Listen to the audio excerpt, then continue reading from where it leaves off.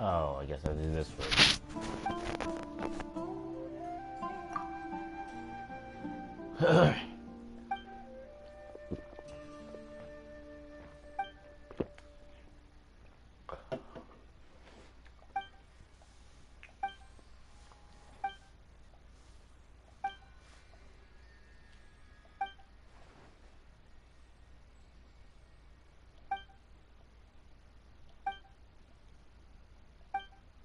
Why can't Jet be a playable character?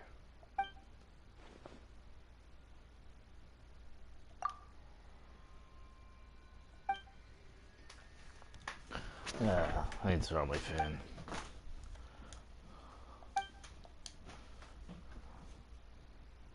I didn't even mention you by name.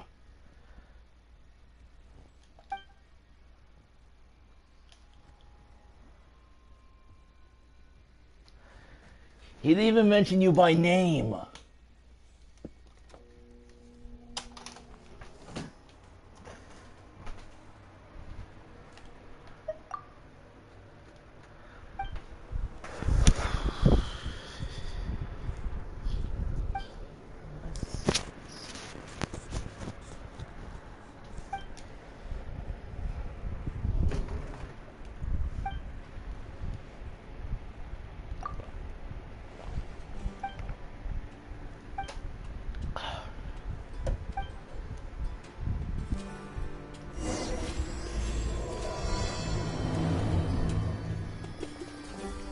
Yeah, but I'll have to save for later.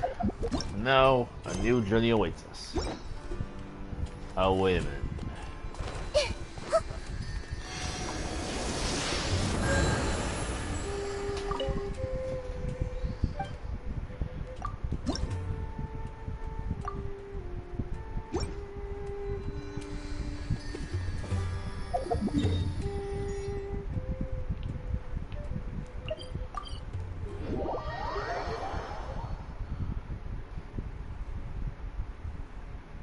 There better be a volcano in that look. I want to throw enemies off it. Alright, we start our journey. Good old caravan rebot! Now let Paimon think. What were we up to the first time we came here? Oh, Paimon remembers! Nahita's consciousness had been trapped by the doctor, but we followed the clues she left behind to help her. So much time has already passed since then, and it seems Sumeru's changing for the better now that Nahita's in charge, right? Paimon just hopes this peace will last a long time, and then Nahita won't have any more new problems to deal with. Yeah, guess you're right. We somehow always find ourselves right in the thick of it. Who knows what will happen next? Come to think of it, maybe it's all because of you. Maybe you're just a magnet for trouble. Really? Huh? Me? Before Paimon ran into you, Paimon never ran into any trouble. At most, when she was super tired, Paimon got caught in some strange whirlpool and sucked out into sea. And even then, you fished Paimon out.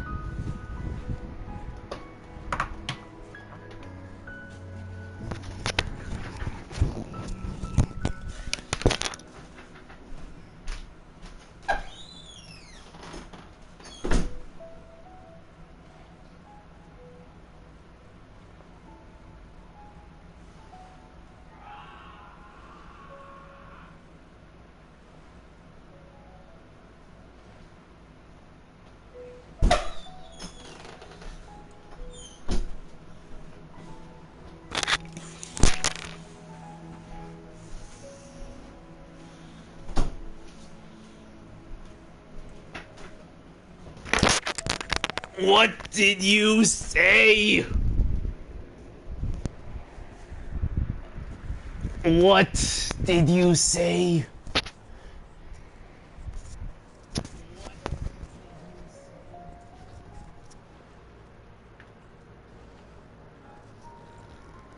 Be great, oil shit.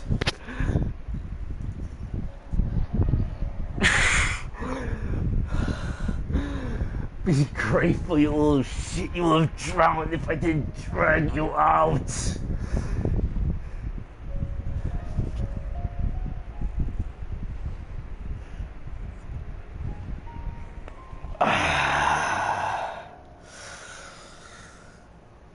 Oh my gosh. So you would prefer it if I just left you there?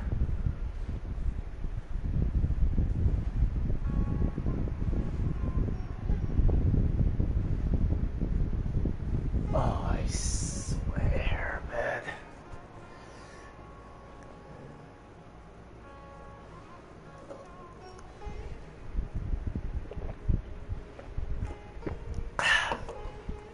We're not even like, this thing hardly even started and you already pissing me off?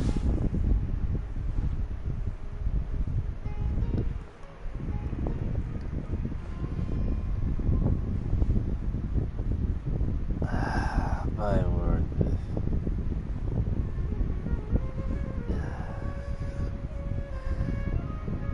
I wish I could go out all day, but I'm not gonna progress if I continue reading about you. You ungrateful, irritating little fly.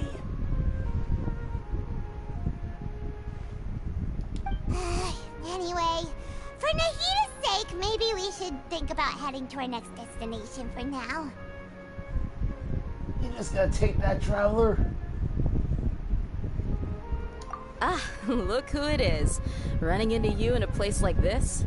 I can see you two still love wandering around.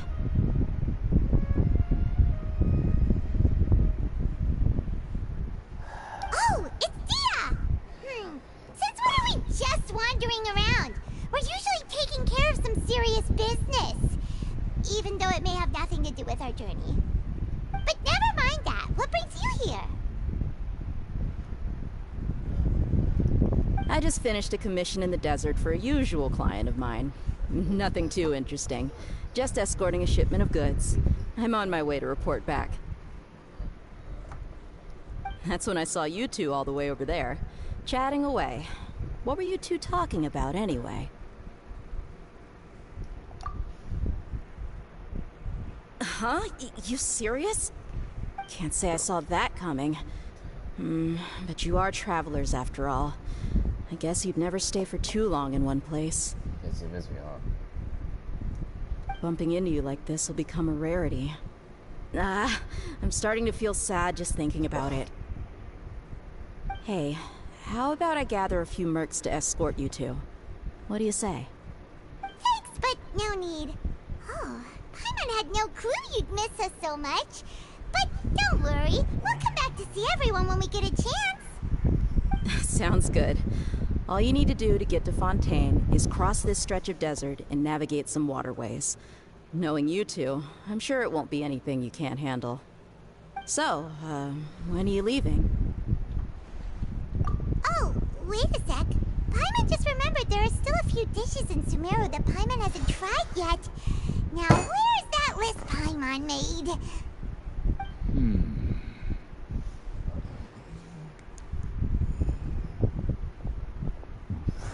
I see. Guess you won't be needing a going-away party or anything. It's sad enough to see you go like this. Though, now that I think about it, Sumeru wouldn't be what it is today without you. Seems true heroes always prefer leaving quietly. By the way, should we go say bye to Nahita?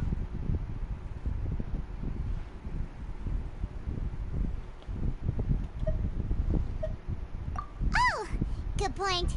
Then there's no need to bother her in the real world.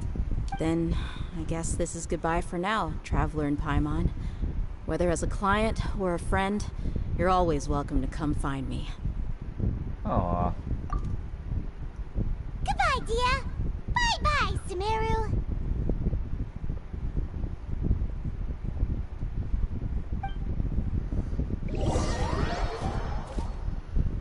After a second, I was in Sumeru, you approached the border with Fontaine.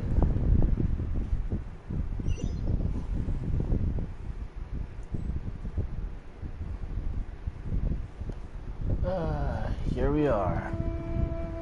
A new era of our journey awaits. Let's go! Look! I swear if you died, that would.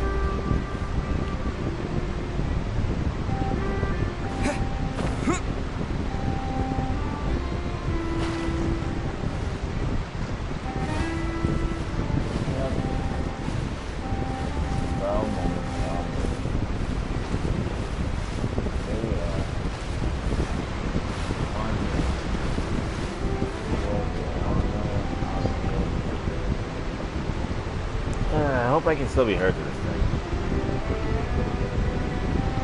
Anything else, let's go down up there.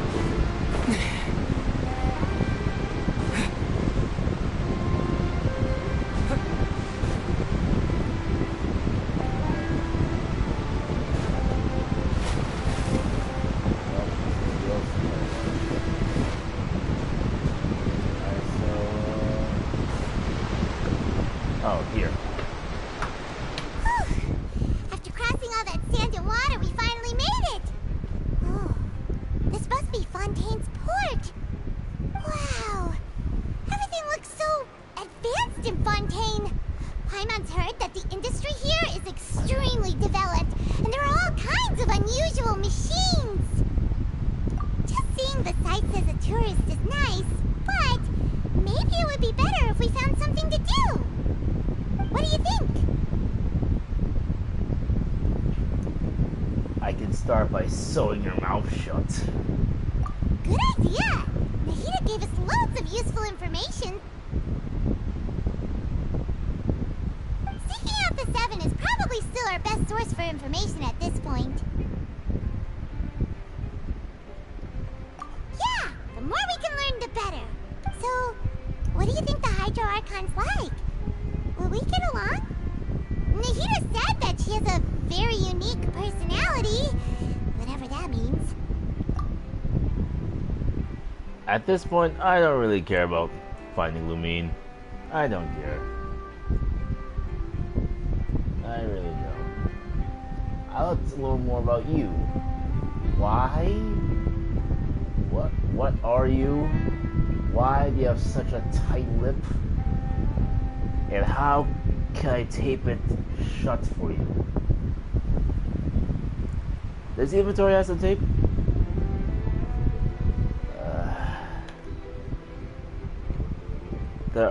There are many times where I feel like I treat you too harshly, and then you just come back with some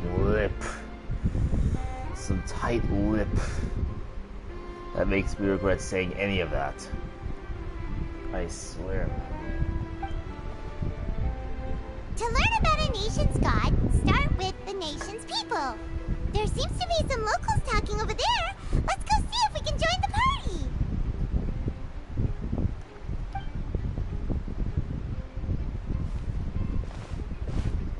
If you ask me, it's a tragedy how things ended for him. Clearly, he was a pretty decent person.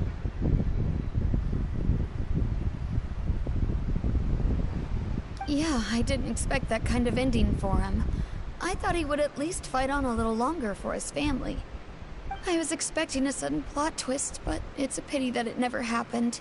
Still, his story is quite the tearjerker.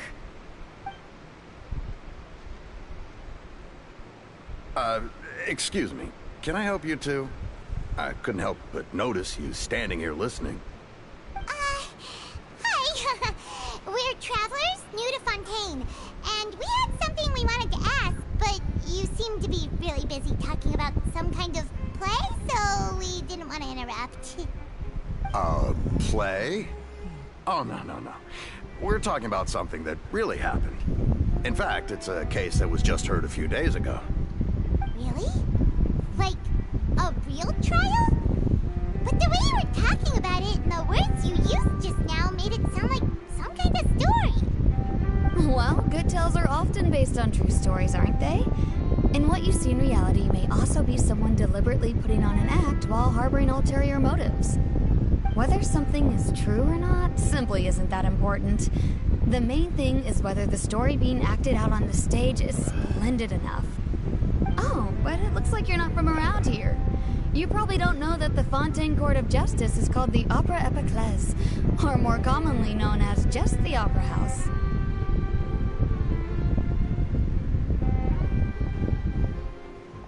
But, shouldn't court cases be treated a little more seriously than that? Not to question Fontaine's way of doing things, it's just that putting someone on trial is usually a very serious thing.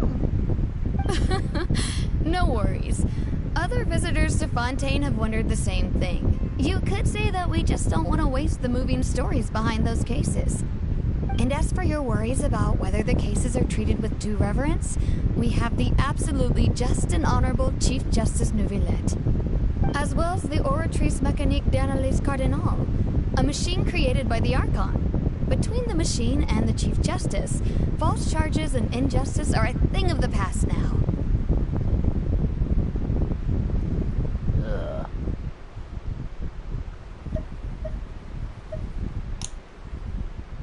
Oratrice? Is it some kind of machine, too? Oh, Paimon's curious. We should check it out if we get the chance. Wait, Paimon almost forgot to ask you our question. Do you know what we should do if we want to meet the Hydro Archon? Oh, that's easy. Just go to the Opera House. Lady Farina practically lives there. You could definitely say it's her biggest passion. Huh. I think what they mean is that they wish to speak with the Archon personally. In that case, I'm afraid it's going to be a tad more difficult. You'll have to make an appointment well in advance, and it'll depend on whether or not she has any time slots available.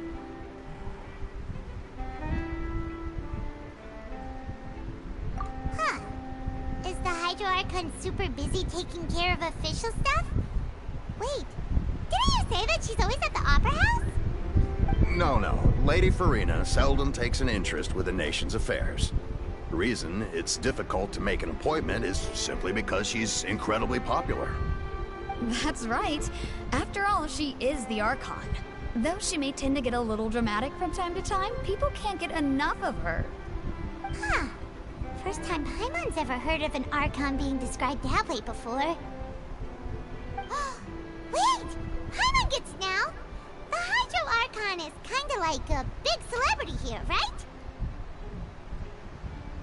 Yeah, I suppose you could say that. Perhaps you could even say our mascot.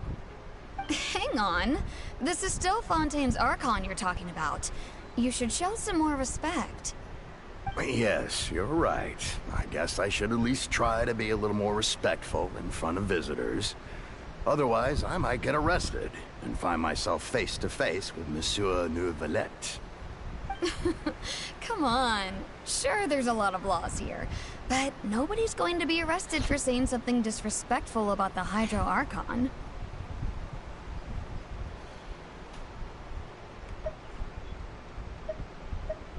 Alright, I think we get it. Thank you!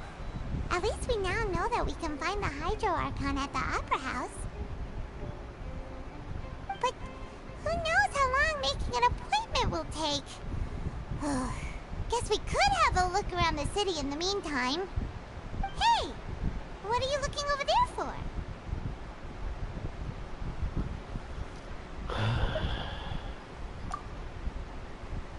Huh. Maybe something's the matter. She isn't going to jump into the water, is she? Maybe we better go check on her. Or we could not.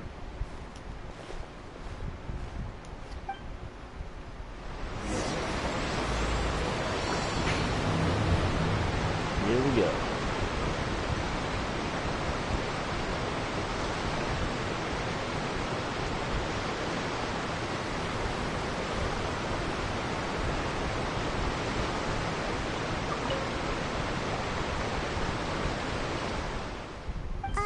Hello there. Excuse me. Are you alright? Huh? Ah, I'm fine. Thanks. Oh, okay then. We just noticed that you seem to be worried about something. About many things, actually. But there's nothing I can do but just keep my troubles to myself. I was just reminiscing about a place my brother and I would play when we were kids. It was just atop that hill over there. See? Are we talking? You're pointing at the sea. Wait, are you saying that you and your brother lived in the water? No, people call the waters around Fontaine a sea. It's actually just an inland lake that's filled with fresh water. And though I can still see that hill clearly in my memories, now it's been completely submerged. He would skip and jump, tossing sand in the wind. The sun shone brightly, and the air was filled with the scent of the sea. But now, the water is gradually swallowing our memories. It won't be long before it swallows us. Sorry. Paimon doesn't really get what you mean. I don't believe we've had the pleasure of meeting. Are you Lynette's new friends? We just met. Oh, and you are? Who cares? Thanks for looking after my sister. She often comes here to reminisce about our childhood, that's all. There's no need for any concern. Oh, allow me to introduce myself. I'm Linny, and this is my sister Lynette. If I had to guess, I'd say you must be travelers from abroad. Nice to meet you. Paimon is Paimon, and this is the Traveler. We just arrived in Fontaine. We were just talking with your sister. Even though we didn't really get what she was saying. I see. It's unusual for Lynette to be so willing to talk with anyone. In fact, she seldom speaks at all. I'm usually the only one she ever talks to. Oh, really? Then you two are just like us. Paimon's always the one talking for some reason.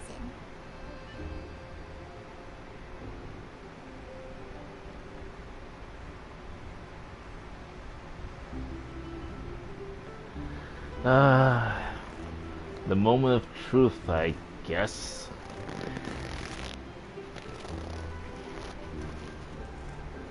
Honestly, it is the same thing.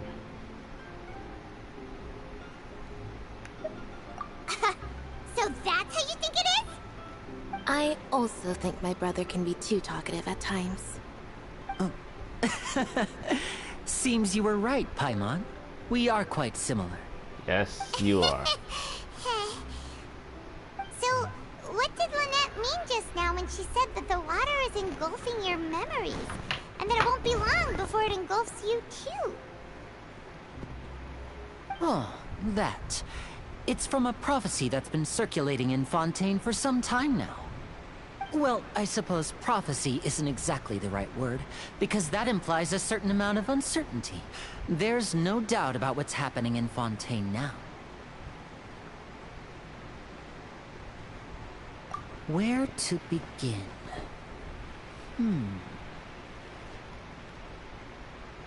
Let's put that question on hold for a moment. We still haven't formally greeted each other yet, have we? Did all the introductions earlier not count? I guess Hello, it's too much to traveler. talk about.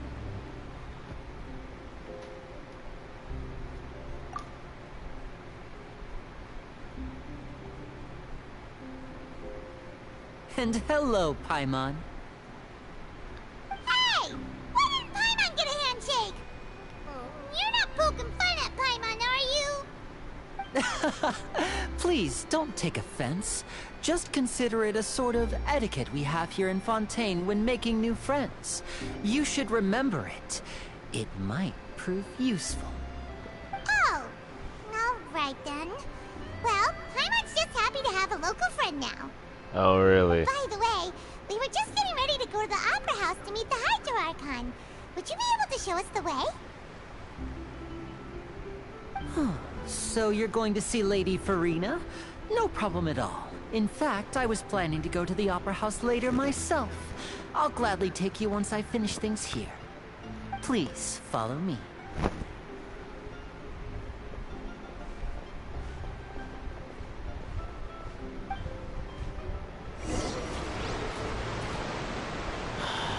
Here we go.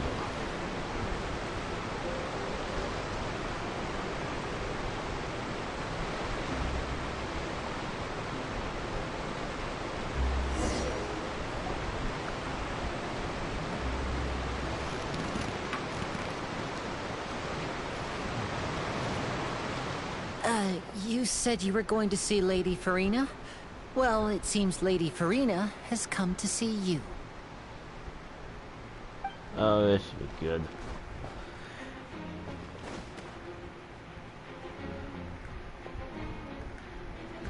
You're not Farina.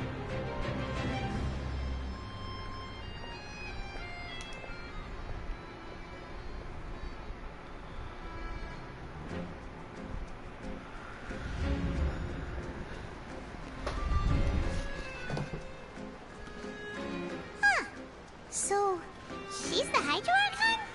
But how did she know we were looking for her? My dear people, rich and poor, those with cup in hand and those with nothing at all, raise your glasses in celebration. If you don't have one, then just raise your hand in lieu.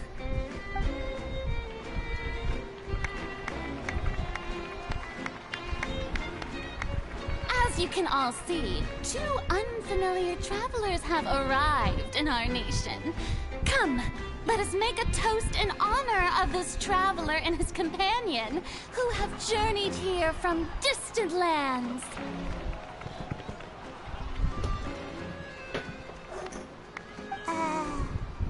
Is she talking about us? Who else?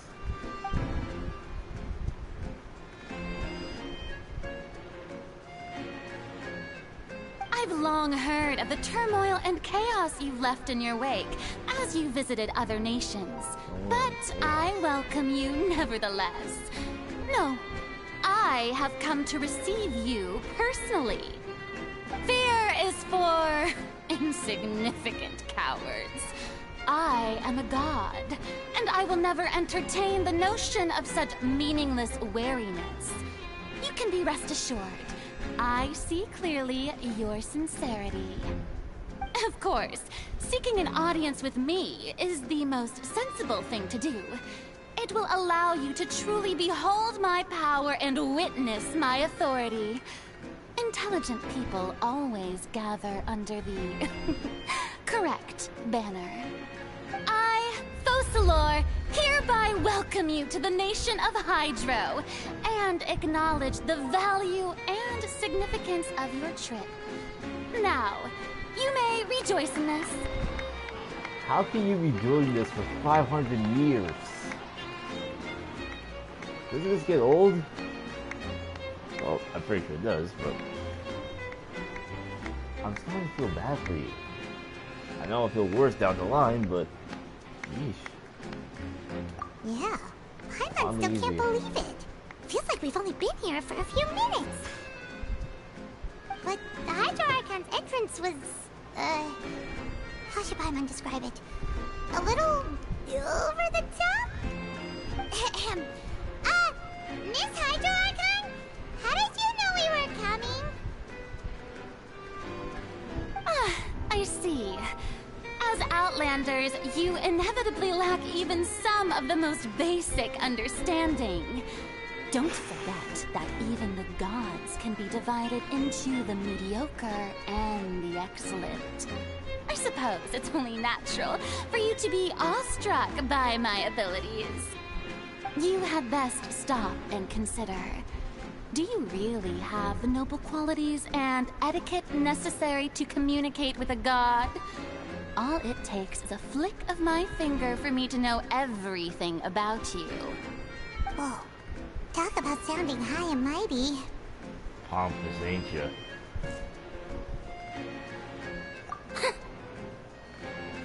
Oh? What's with these looks? Perhaps the welcoming ceremony still isn't enough? What else should I say then? I haven't a clue, to be honest. Is she waiting for us to start talking? Wow, I didn't expect to see Lady Farina here. What a surprise!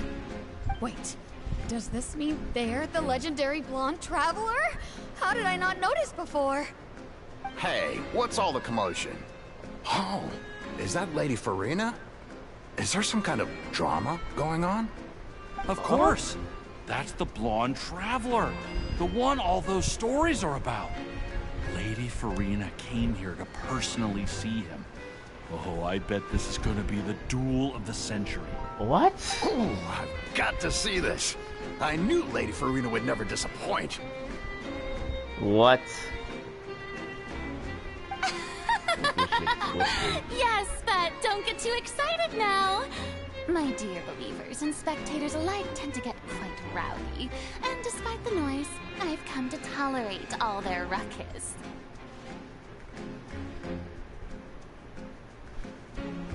You may consider this my reward to all of you.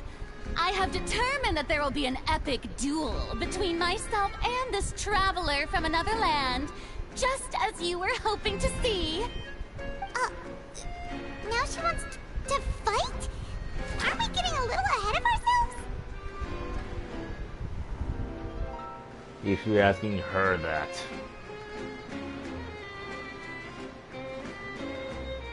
Come on then.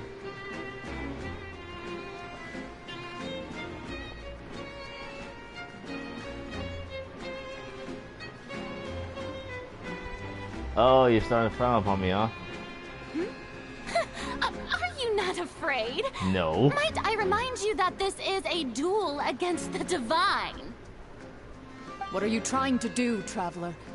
Provoking a god in front of her people? She challenged me. I admire his bravery. Few have the courage to draw their sword against a god. He is obviously a true warrior. Unfortunately, people nowadays only crave to be thrilled, and a mere duel will not slake their thirst for excitement. Huh. Yeah, she's right. Just a duel wouldn't be all that interesting. On Aranias, criminals are always requesting duels to defend their honor. I'm getting a bit old, to tell the truth. Nigga, weren't you the people who sell all that shit about it?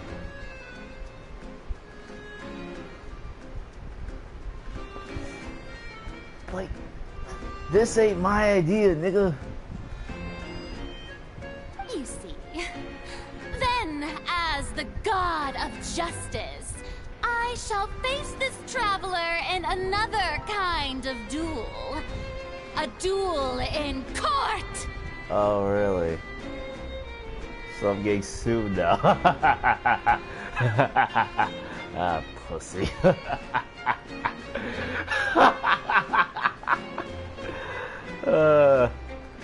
You think you're funny. All right! Now that'll be worth seeing! Right. This is Fontaine, after all. Such a grand opera house, it would be a pity not to use it. Why do you care so much about the crowd's reactions? Seems you've spent a little too much time in the opera house. I'm getting sued. Besides, how exactly do you plan to have a duel in court? You mean you're going to put us on trial? She's like, I haven't been here for like, we only just got here, and now the god is suing me. Oh, what a joke.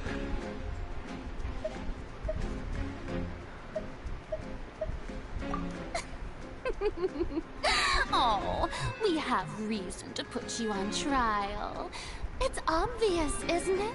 For raising my weapon against you, yep. According to Fontaine law, no one is permitted to release any flying objects within Fontaine city limits during the first 3 days of each month. You are clearly guilty of violating this law, no?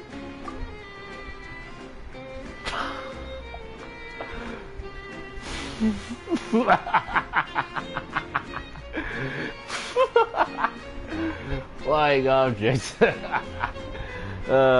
that's another one on the list. So we got floating child, mascot, emergency food, mysterious flying pets, flying lavender melon, puny little flying lavender melon. Let me see here. Small floating thing. Well, I don't know, that's small thing. Pesky little pixie.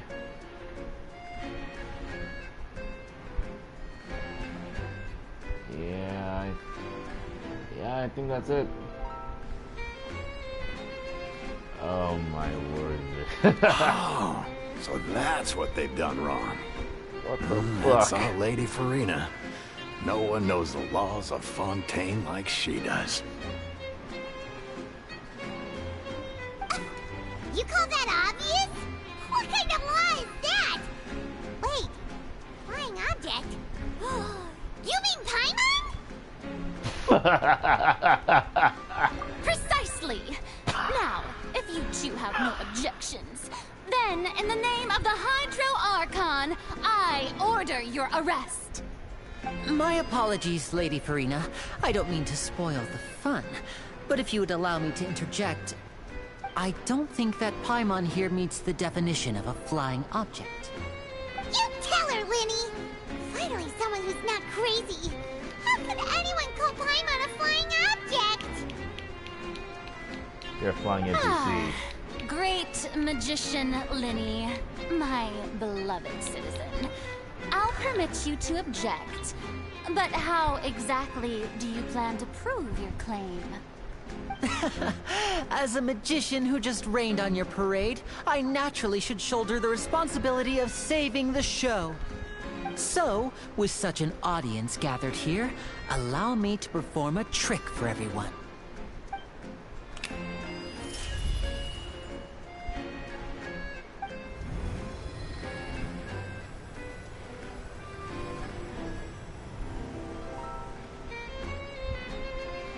Ta-da! Now she's really flying object. What? What's that on Paimon's back? Hey, when did Linny do that?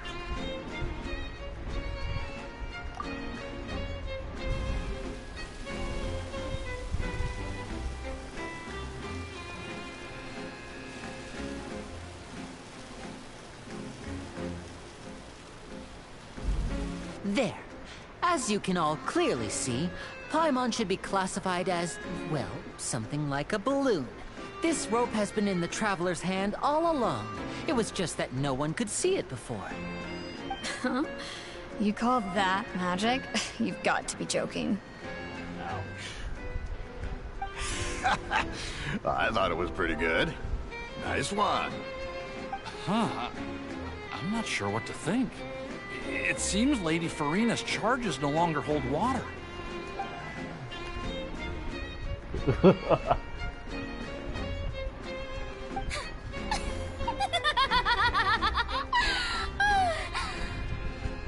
Amusing.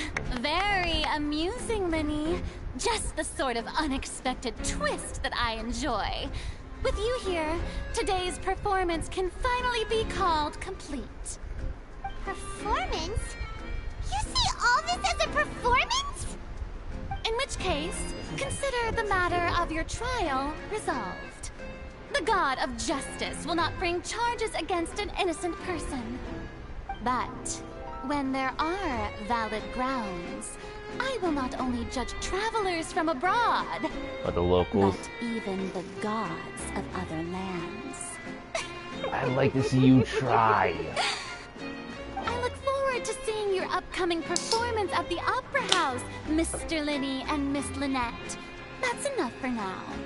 Toodaloo!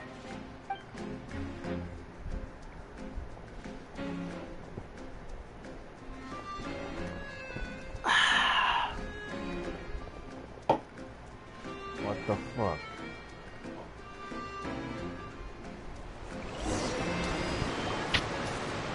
Just like that, she's gone. Well, that's the most unpredictable Archon Paimon's ever seen. He never even had a chance to ask her anything. But that's a problem for future Paimon. That whole scene just now was really... Moment, I'll be right back.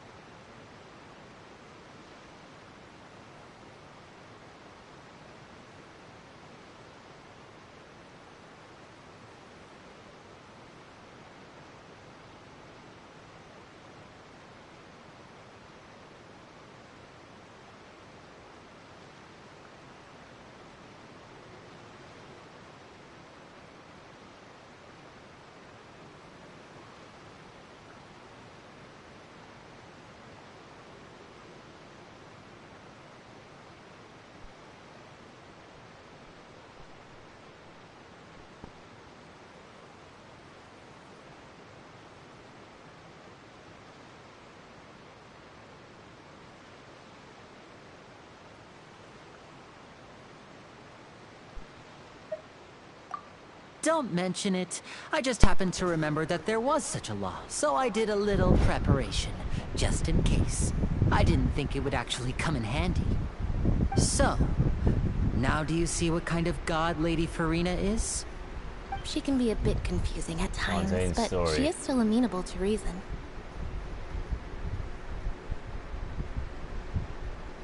Anyway, Paimon had no idea you were a magician, Linny.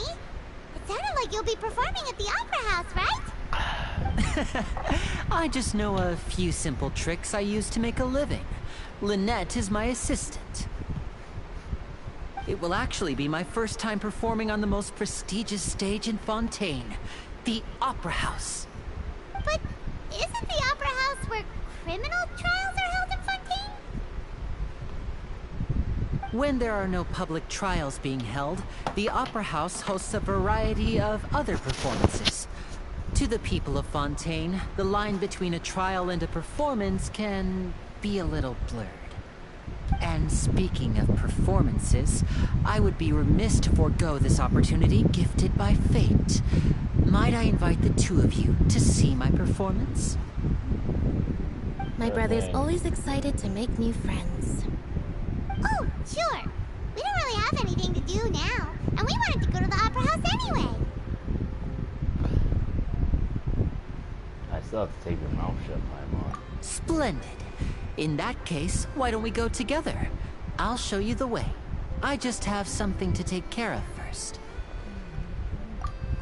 You really mean it? Then I'll take you up on your offer.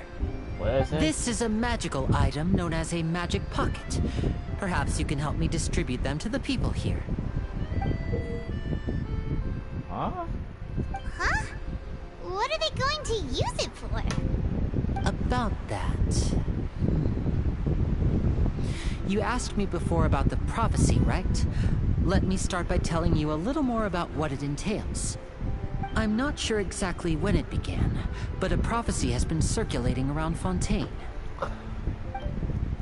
It says that every person in Fontaine is born with sin. No matter how the nation of justice holds trial after trial, this sin cannot be absolved. Until one day, the water levels in Fontaine will rise, and the sinful people will slowly be drowned. In the end, the people will all be dissolved into the waters, and only the Hydro Archon will remain, weeping on her throne. Only then will the sins of the people of Fontaine be washed away. That sounds pretty gloomy. Why are people in Fontaine born with sin? What is that supposed to mean? There are lots of guesses. Some say that the ancestors of Fontaine stole the power of the seas and stirred its wrath. Others say that the people of Fontaine never heeded the first Hydro Archon's warnings and offended Celestia. But here in Fontaine, evidence is what matters. There hasn't been concrete evidence for any of these claims, so they can only be regarded as conjecture. If even the people in Fontaine don't know what sin they committed, wouldn't it be better just to ignore the prophecy completely? Why bother feeling guilty all the time? That's exactly what the people did at first. But in the last few years, the water levels in Fontaine have actually started rising.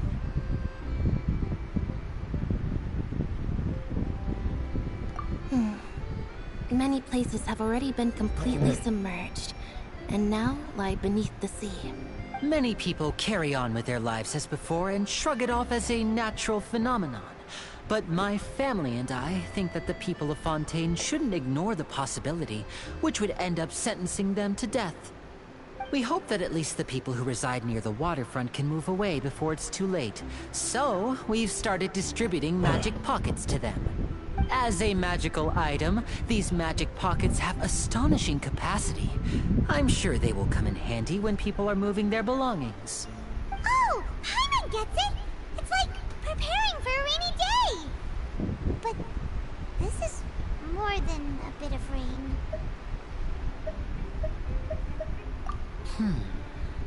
Perhaps only absolute power could ever contend with such a catastrophe. But who knows? We're just tiny specks in the grand scheme of things. Now, if you'd like to help, then please give these magic pockets to anyone nearby. Be sure to convince them to take it, regardless of what they say. Like largest paintings of water.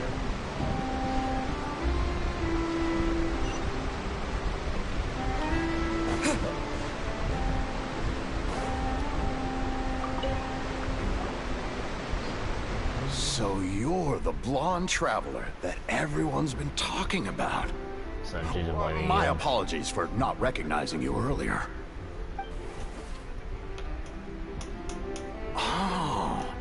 magic pocket? Seems you really thought of everything. I guess it's better to prepare for the worst and hope for the best. Thanks. Please, also thank the magician on my behalf when you get the chance.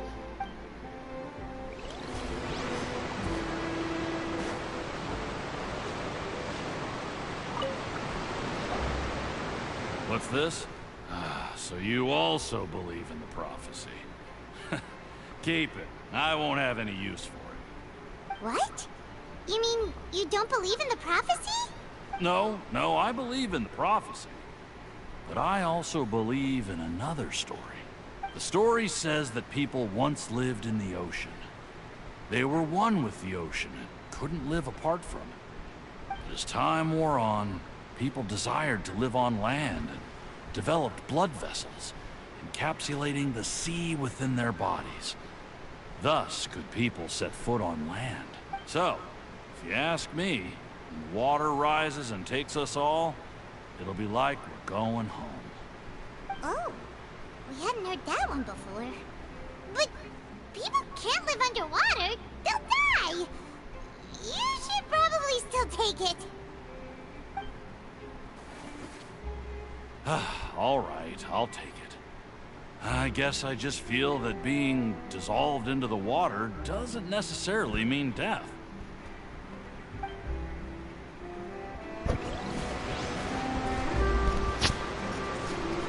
There's honestly not much for me to say. I probably... Nope, still some more. Honestly, what do I have to say? Huh? I don't want that thing. Way I see it, if the prophecy's true, it's still gonna be a long time before the water can cover everything. Life is all about living in the moment. What use is there in worrying about the future all the time? We'll cross that bridge when we get to it. You're just taking a bag. You're just taking a bag. It'll only take like 3 seconds. You cross that bridge when you get to it. Whatever, man. If anyone wants to start a conversation with me in the chat, then I have no problem with it. But for now, there's not much for me to talk about. You should still take it. You never know when it'll come in handy. Oh, all right, fine. Thanks. It's just that if I start moving, that means I've already given up on the life I have now. I'd really rather not. That's all?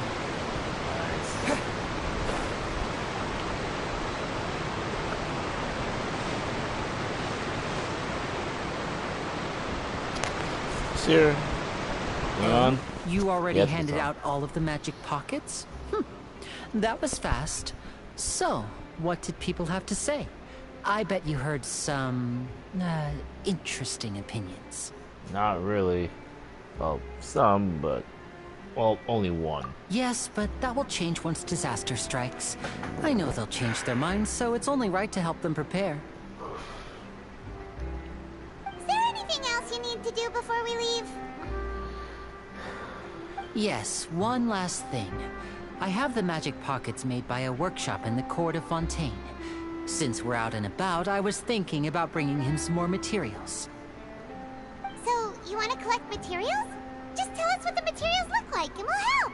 Many hands make light work. Oh, that would be much appreciated. We'll need some Romaritime flowers. I remember seeing them near the waterfront on the east side of the harbor.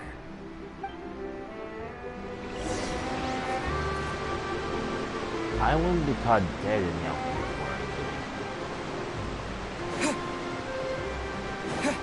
Just saying.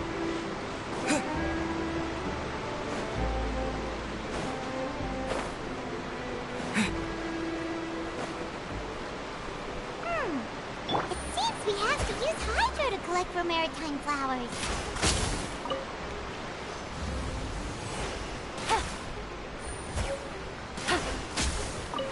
Fibery. Take it easy. I'm taking all of them.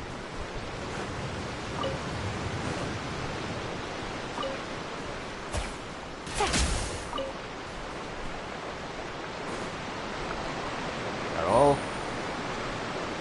Seems like it.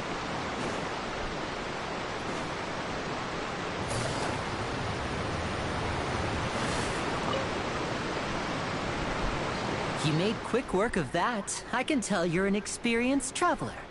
I've also finished collecting a few here. Maybe next time you'll feel like helping too, Lynette. No way. I'm in power-saving mode today. Otherwise, I fear I may not have any energy left for the performance at the Opera House. Fine. Though the performance is still a long way off. Now that we're finished here, we should get ready to head back to the court of Fontaine. So, we're going to the court of Fontaine before we head to the Opera House? Good. Paimon wants a tour of Fontaine's largest city and try...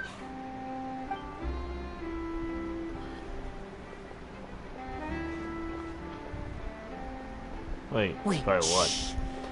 Have you noticed that person over there? The young girl. Huh? What's wrong with her? Paimon didn't notice anything. She's obviously a thief. Magicians and thieves practice similar methods. We divert attention, and a distracted audience is one that won't discover what you're really doing. Watch her movements carefully.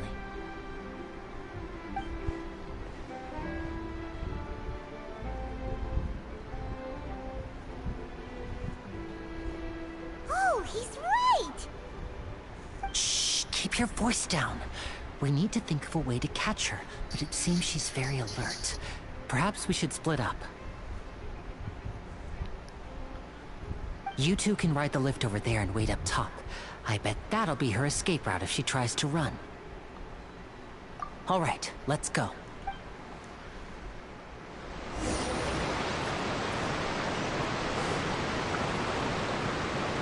me go all the way up there.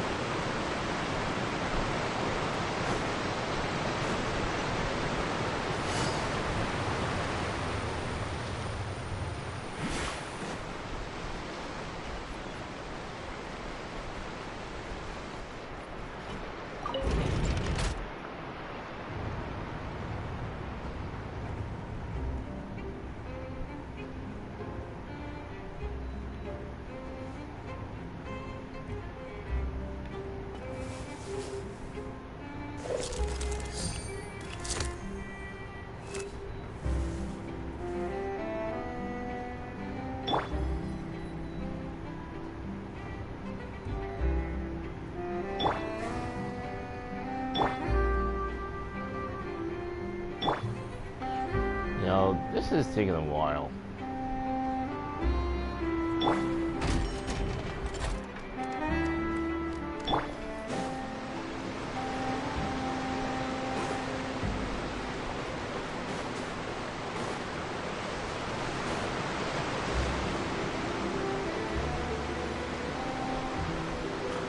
This is the spot where Lenny wanted us to wait.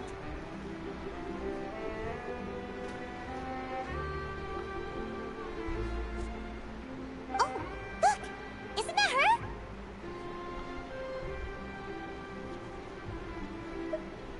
Yes, so. Oh no! Did she notice us?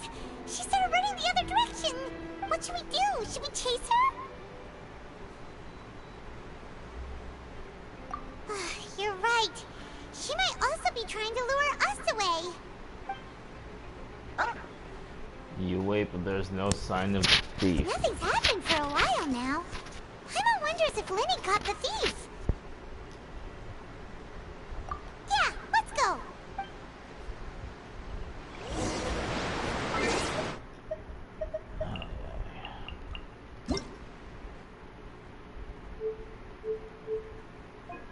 Why is it everything at a 10? I thought I left it somewhere else. That's odd.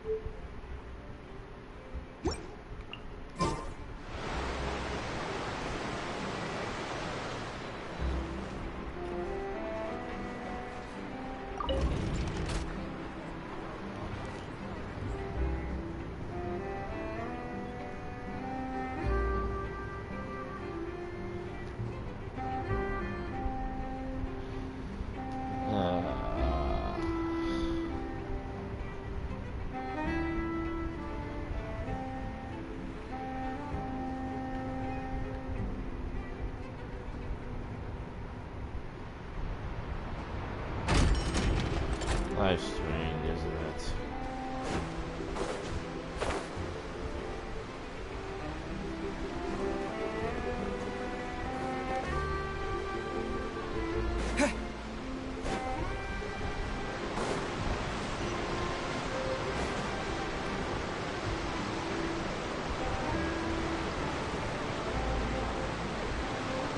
Oh, wait, all the way.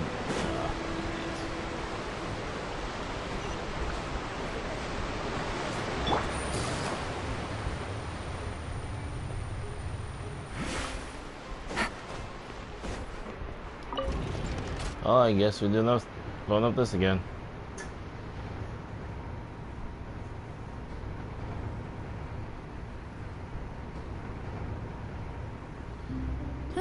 Good roll. All right, maybe I'll take one more day off and knock out the rest of the work once I'm feeling up to it.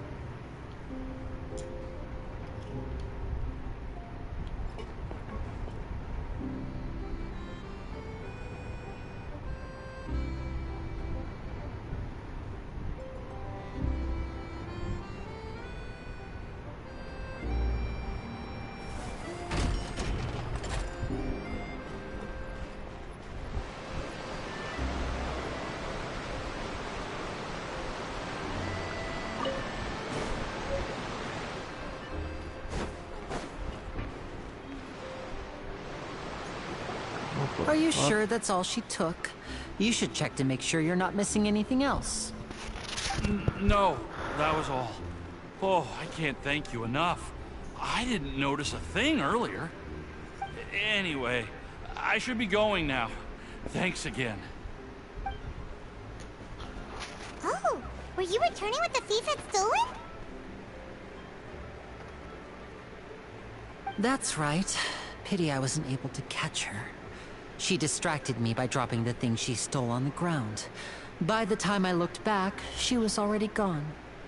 I saw the general direction she went, but Lenny twisted his ankle, and I needed to make sure he was okay. Really? Oh, did you get hurt, Lenny? I'll be all right. It's just a twisted ankle, that's all. In fact, it's feeling better already.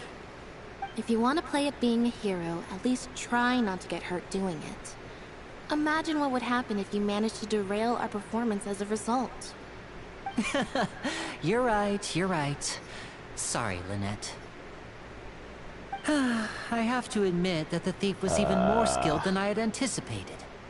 But at least we were able to get the stolen items back, so it wasn't a complete failure.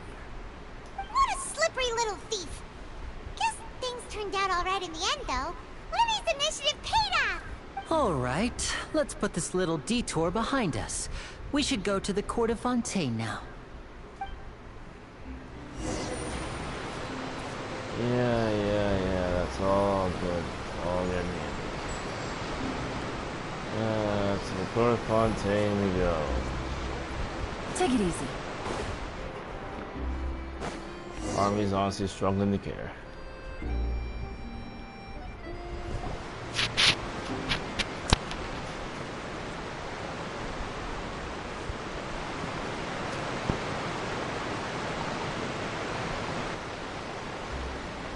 So, we ride this thing to go into the city? What an ingenious way to get around! People in Fontaine really know how to use water! This is an aquabus. It allows people to travel between several key locations around Fontaine. It's pretty convenient, but the ride can become a little dull after a while. The scenery is always the same. That's why it's better to travel with friends. So you mean it's still boring even when I'm riding with you?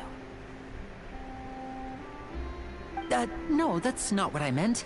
It's just that, well, you don't really talk that much. Besides, it doesn't really feel like a real trip when it's just the two of us. It's the same as being at home. Whatever. Guess that's what it's like to be an older brother. It's about time for us to leave. Let's get on board.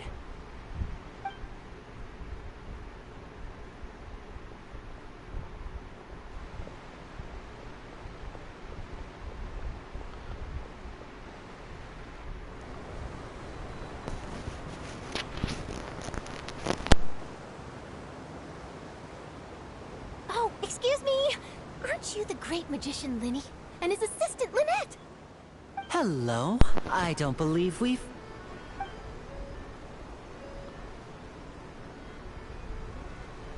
I'm Charlotte, a reporter for the Steambird. Nice to meet you. From the Steambird, huh? We've often relied on your paper to promote our performances. It's an honor to meet you. Wait, could that be the legendary traveler who's been making headline after headline in their journey across Tibet? Got TikTok, but I don't use it. Got Instagram, but I'd rather keep all those You separate. recognize everybody almost immediately! I wouldn't be much of a reporter if I didn't know who's who, would I? Wow, today must be my day! Who knew I would end up on the same boat as so many VIPs? Could my vision finally be showing me some favor?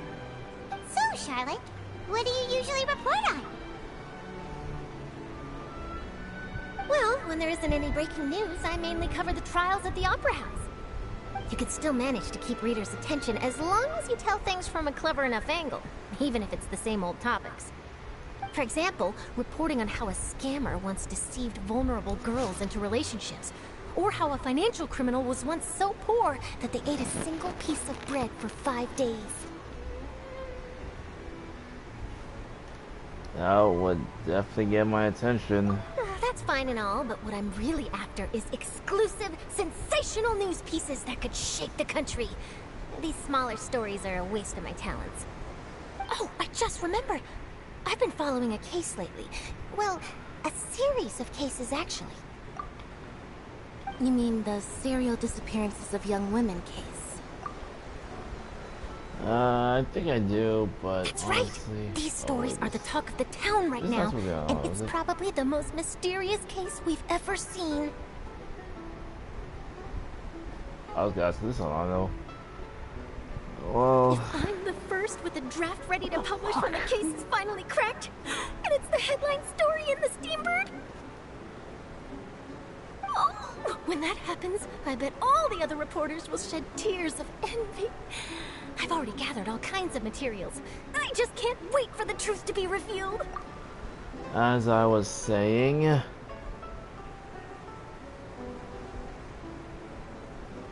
So, what is the serial disappearances of young women case? You mean the culprit hasn't been found? not really. I don't animate. Kinda takes a while. Not something I do on stream. That's right. The first missing girl case happened almost 20 years ago. And ever since, after a period of time, another girl disappears. What the cases have in common is that the girls are all of a similar age, and that they've all vanished without a trace. But the scariest part is that to this day, none of the girls have ever been found. Many suspects have been arrested over the years in connection with this case, but shortly after each arrest, another disappearance would always happen. Yes, it's possible.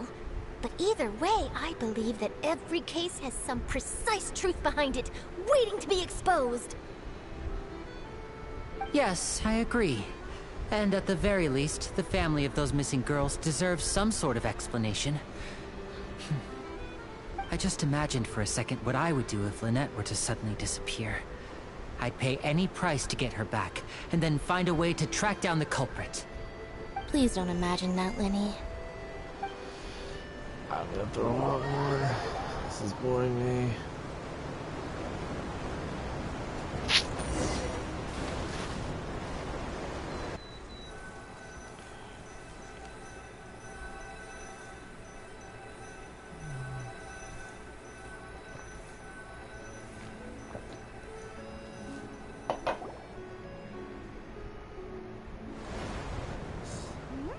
Hey, we're almost there!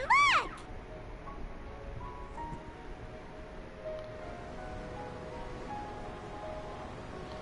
So for clarity, I do post on other apps. It's just I don't promote my other social media on YouTube.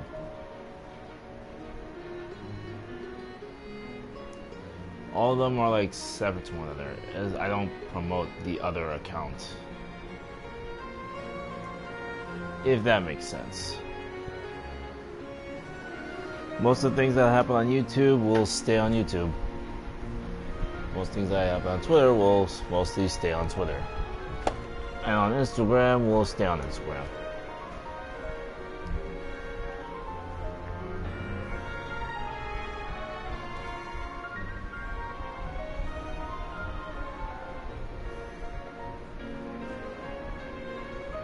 Well, I really enjoyed chatting with you. Life should be full of pleasant little surprises like this. Yeah, us as well. The ride went by too quickly. I have an interview to get to. I should get going before I'm late. Okay. Hyman hopes we can chat again soon, Charlotte. See ya!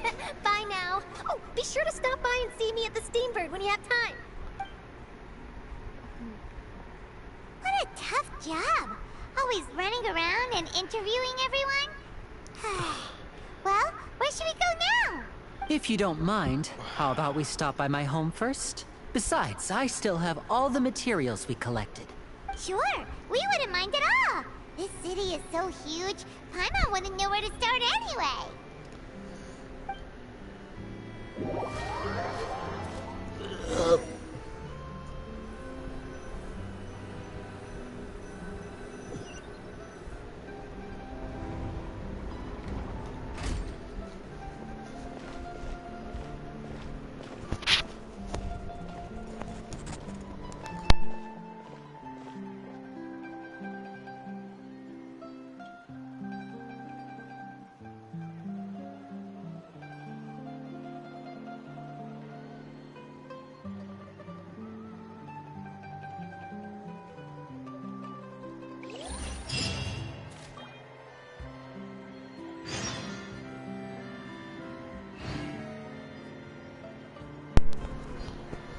Well, I do play Smash Ultimate and Zelda Zone Zero, but I mostly play Genshin and Zelda Zone Zero these days. It always feels tempting to just go and play other games. Games such as Sonic Unleashed, Splatoon, and Legend of Zelda. I should definitely stream those games at least once before I have to go back. This is our current abode. Ah, Fremine, you're home. Where did everyone else go? I have some new friends that I would like to introduce. Oh, they all just went out a moment ago.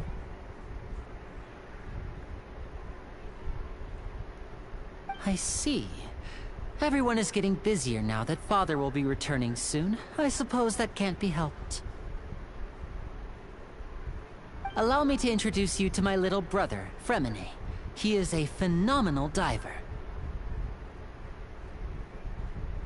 Hello. Nice to meet you. Paimon is Paimon, and this is the Traveler. Oh, you sound very proud to have a diver as a brother, Linny.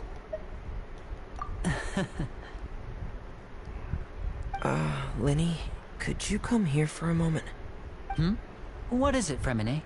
Do you have something to tell me?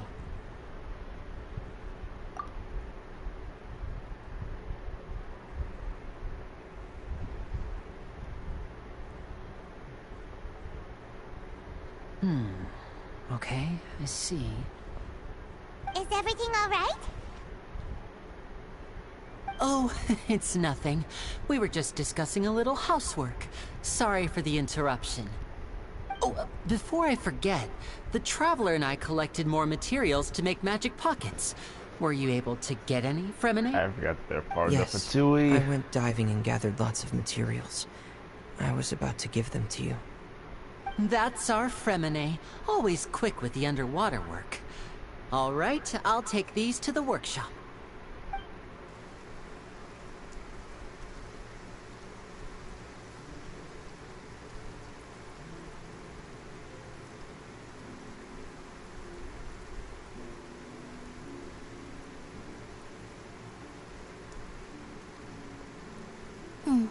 Looks like rain. Oh, you're right. But wasn't it clear and sunny just a moment ago?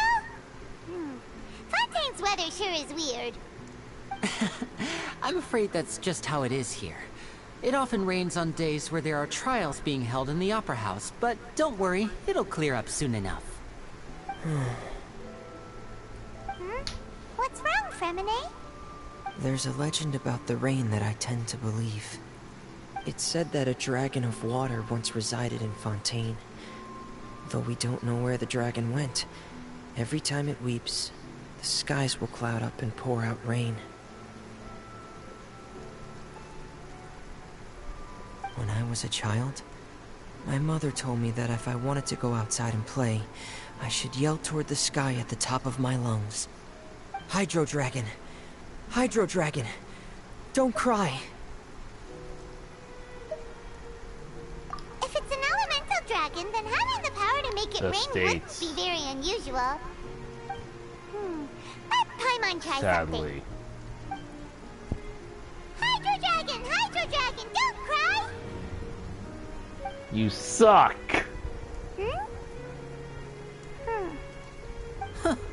Doesn't seem to be of any use. It is just a legend after all. You know, you might be a more popular magician if you understood the concept of romanticism. Or could at least play along. Sorry. It might be because we've never met the Hydro Dragon. Perhaps it can't be comforted by the words of strangers.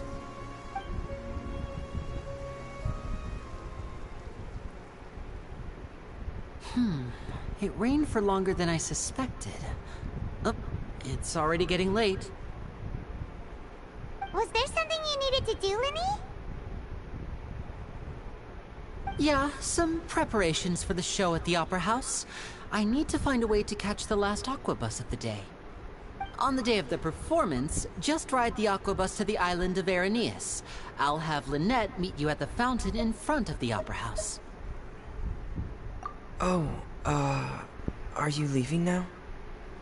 What is it, Fremine? I'm in a hurry.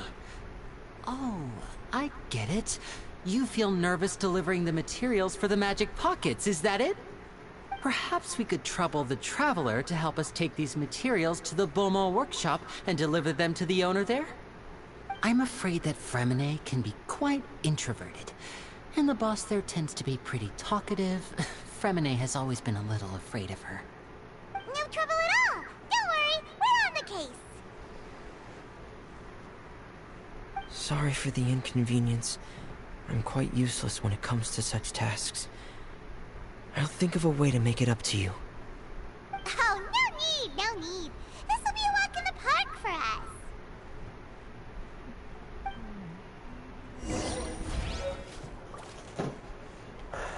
Magic pocket materials.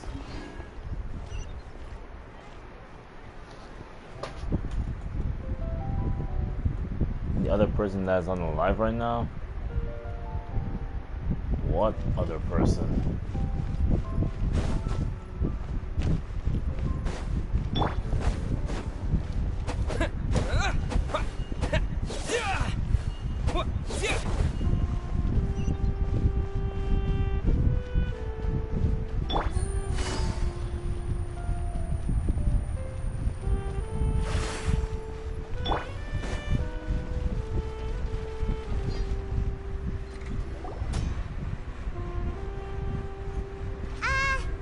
Hello? Is there anyone here? Oh, hello there. New customers? Looking to buy, or do you need something made? Or perhaps you're just looking for a chat with me. Oh no, we're just here to deliver some materials. Here they are. They're for making... what were they called again? Magic pockets? Ah, these must be for magic pockets. I could tell right away. I've already made several orders worth now. No need. They've already prepaid several batches worth. When they told me what they'd be using them for, I even offered them a discount. But they insisted on paying the full amount, saying that I had a business to run. Oh, well. It seems both their hearts and their pockets are made of I gold. have to concern myself with. Whoa. So, is Linny actually loaded? I can't say for sure, but who knows? Maybe there's good money to be made being a magician in Fontaine. Hey! Is this machine what you use to make stuff here? It looks really advanced. Why use your hands when a machine can do the work? It would be a waste not to use the latest technology, and wasting is a kind of crime. But where does a big machine like that get its power from? Well, it's a little complicated. I'm not sure I can put it in layman's terms for you. But basically, everything we usually use here in the city is powered by indemnitium. It's a type of energy that's produced from trials. Huh? How can trials produce energy?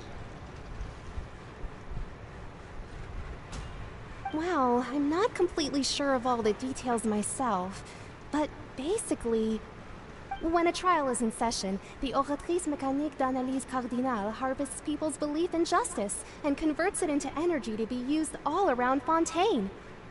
So that's what its other function is? Paimon heard that the Oratrice was created by the Archon to make judgments. But Paimon still doesn't get it. How could something unreliable like people's beliefs be turned into a stable power source for these machines? 20.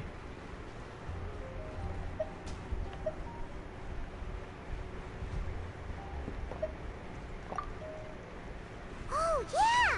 So that means the Hydro Archon relies on the machine to take the energy created by belief and turn it into power for all of Fontaine, right? Even though I've never heard anyone really put it that way before, it sounds like it makes sense. Besides indemnitium, we have another type of energy called pneumosia. It isn't produced by the power of the Archon, but it is unstable by nature. Even now, it still cannot be widely used by civilians.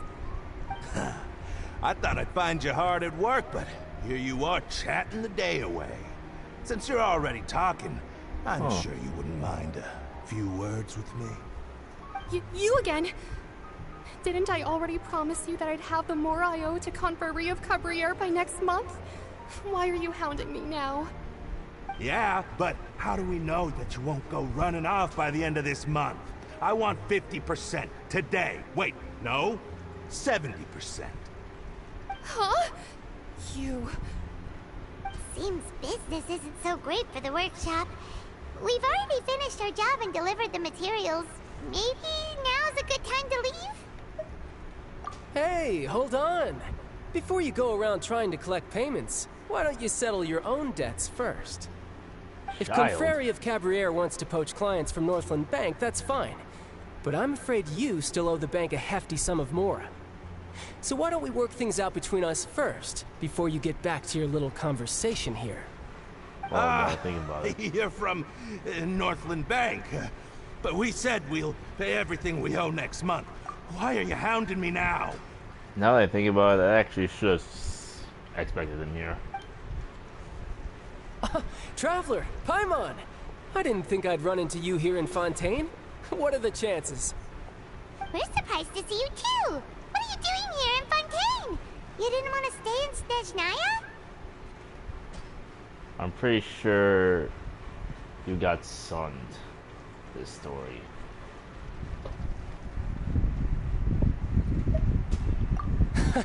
Long story short, I've already been in Fontaine for some time now, and honestly, things have been pretty boring.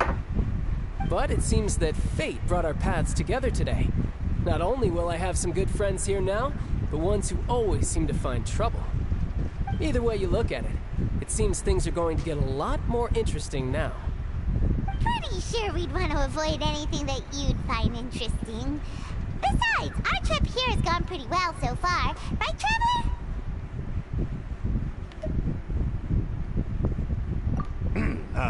Hey, you, Northland Bank boy. Aren't you forgetting something? What to say. Don't interrupt.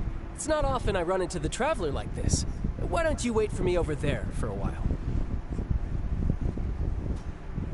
You kidding?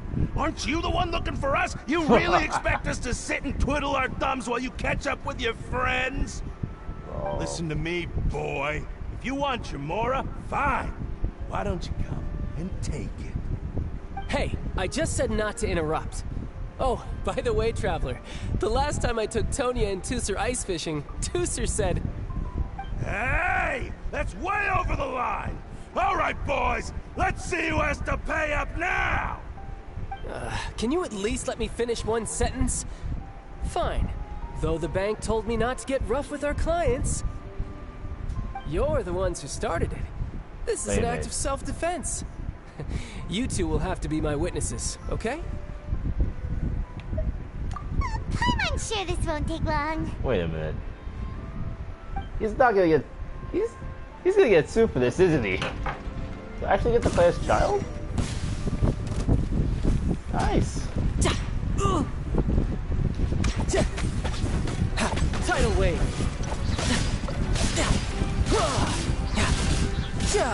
Nice. I don't know. Well, he's probably one of the more good heart of the Harbingers. That's for damn sure. Or the most good-hearted of the Harbingers.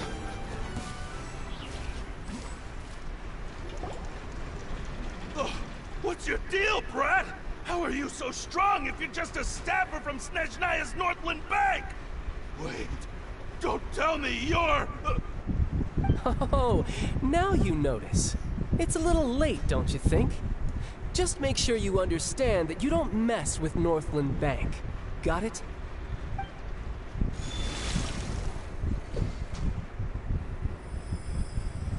Huh? Now's my chance!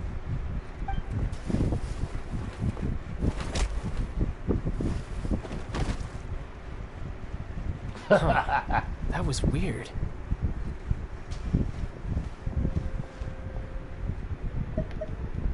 I'm not sure. It's as if I suddenly lost control of my hydro powers when I needed them. Maybe there's something wrong with my vision? Strange. How could that happen? First time Paimon's ever heard of someone losing control of their vision. Yeah, that's why he left it somewhere.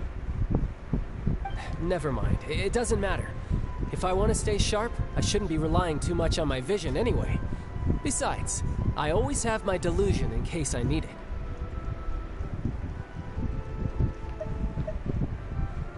So what are you doing in Fontaine, child? I don't see it's work for Northland Bank.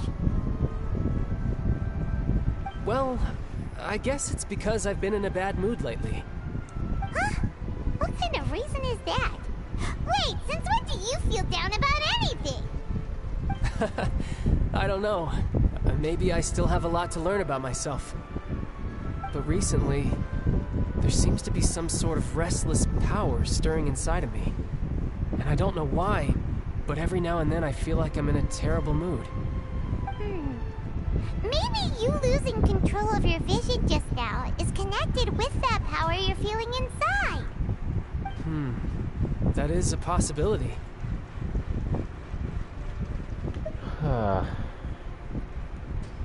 I wouldn't say Gaming or Arlecchino is my main. I usually say Gaming because I just like his design. Probably my favorite design in the whole series so far. But whatever Gaming can do, Arlecchino can do just significantly better. Like I can hit 10k even with poor artifacts. And let's see what I can do with, well, good artifacts. Well, unlike that, Arlecchino can't exactly be healed by anyone else. It can only be healed through Elemental Burst, which is probably one of the only points Gaming has on her. Then I got Cloran, and she's just a pretty fun character to use, along with a character that I'm going to use in a Hyper Bloom team with Nahida and Yelan, or, well, Farina, since I have her. And that kind of made me forget the both of them. Yeah. So I guess Cloran is my main, in this case. I don't know how long that'll last, since I have to rely on an elemental skill, like, the majority of the time. And that can have some sort of cooldown. So for my fourth member, it's best I use another DPS just in case. which can more or less be anybody. Well, any kind of DPS, I guess. Alright. I can't remember if I ever mentioned it before, but when I was 14, I fell into some unknown abyss. It was during that time I learned nearly all of my abilities. The one who took me under her wing and taught me was named Skirk. She was always quiet and very mysterious. Nobody knew where she came from or what she had been through, and she was always very strict when teaching me combat techniques. One time, I asked her why she was willing to take me on as an apprentice. From what I could make of her answer, it was because I had awakened it, and traces of it remained on me. She said that all my combat training would be useful in the future. But what is it? What did you awaken? She never explained that, but my guess is that it's related to a dream I saw when I had just fallen into that abyss. In my dream, I was in the deepest depths of the sea, and the boundless seabed was all around me. But in front of me appeared a whale that was so massive, a can of I ice. felt like I couldn't breathe. A whale? Oh, that sounds familiar! When we fought against you before, you summoned a huge whale that seemed to leap at us. Is that the one? That's just an abstract form of a whale that I create using my elemental powers. It takes that shape because the scene I dreamt of the whale has always been stuck in my mind. I'll never forget it. So you used the whale as inspiration for one of your moves? Huh. Seems a little twisted to Paimon. So why don't you just go ask your master? Maybe she knows the answer. Guess she's not around anymore. You make it sound so easy. Ever since the incident I experienced there, I've never stopped searching for Master Skirk and that unknown abyss. But it's been years now, and I've still found nothing. There isn't even a trace of the place where I remember falling into the abyss. Oh, it sounds like some kind of ghost story. Yeah, I'm out of leads at this point, but there's nothing more I can do. It seems that strange encounters in this world tend to be elusive like that. Oh, seems the time really flies when I'm talking with you. I just remembered I have somewhere else I need to be, so I should get going. What? More work for the Northland Bank? And no, it's more of a personal appointment. Lately, I've been sparring with some of Fontaine's official champion duelists whenever I'm feeling bored. Official champion duelists? You mean it's their job to duel? Yep. In Fontaine, before a criminal goes to court, they're given one chance to defend their honor by requesting a duel with an official champion duelist. The champion duelists are all-powerful fighters selected from among the nation's best. And the duel itself is a no-holds-barred fight with no specified stopping point. So engaging in such a duel is regarded as a symbol of defending your honor. If a criminal manages to win the duel, they'll be acquitted. But if they lose, they'll have no choice but to stand trial. Sounds right up your alley. And the worst-case scenario is that you're simply killed in the duel. Though it's rumored that Fontaine has a death penalty, from what I can tell, no one has ever been officially sentenced to death. So really, the only people who opt to duel are those who have suffered a grave injustice in being accused, or those who greatly value their honor. Otherwise, why gamble with your life?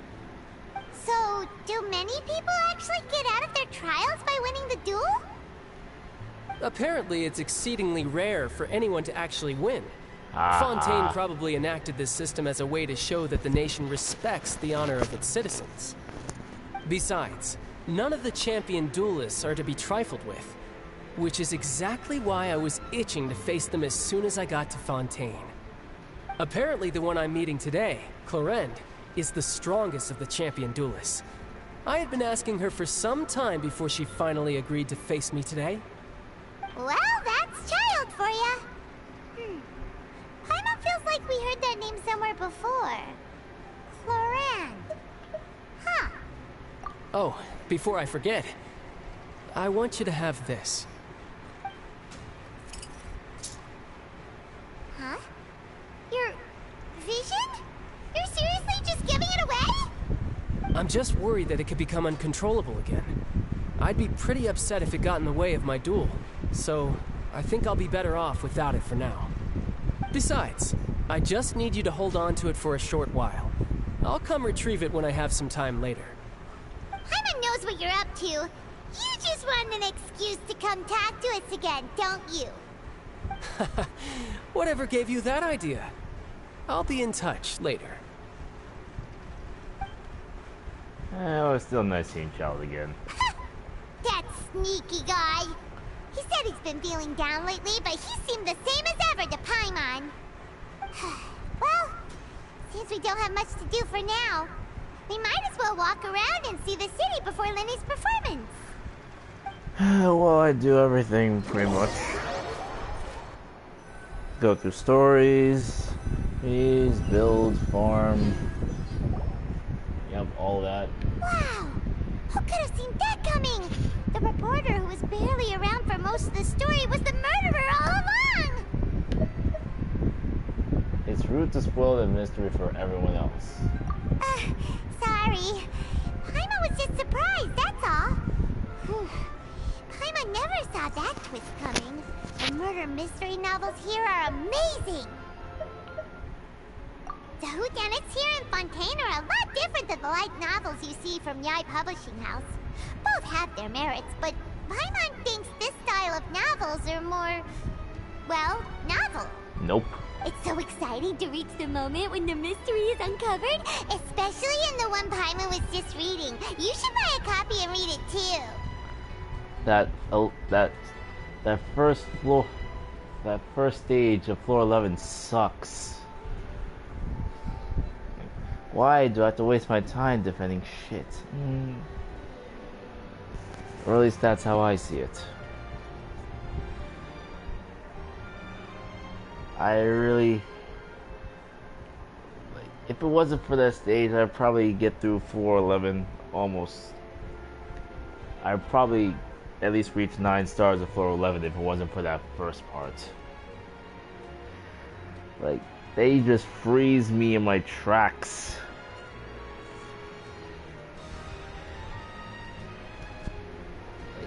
Why would they decide to put the water slimes and the ice slimes in the same place so they can just freeze me in my tracks and they be free to do whatever they want for at least a few seconds?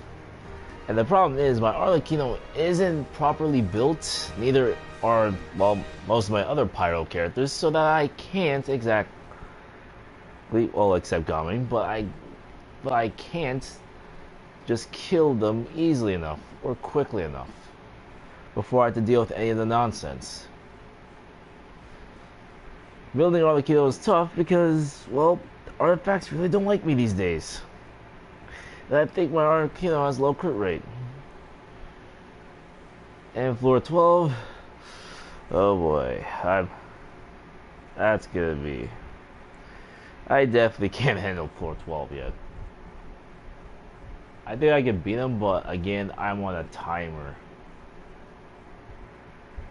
of sorts. I can't 36 floor 12.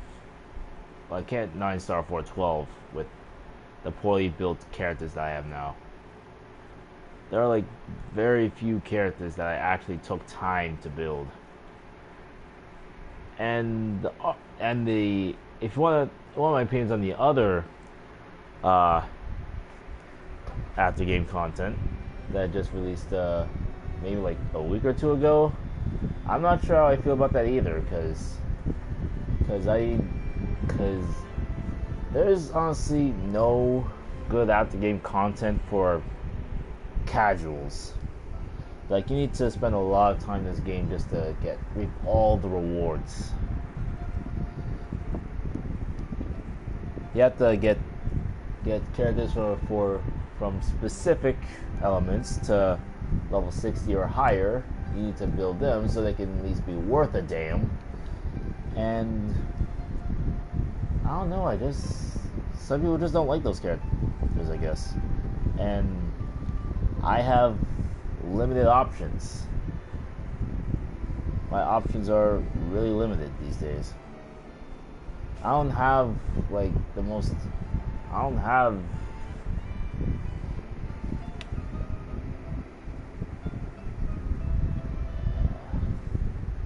To get better, of course. It can be fun at times, but mostly just get better.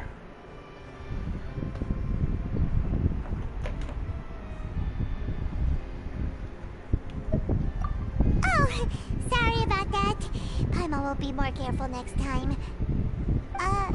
Hey, shouldn't we be heading to the opera house to see Linny's performance? I just want to. It's almost time for the show to start, so we should get going. How strong can things get?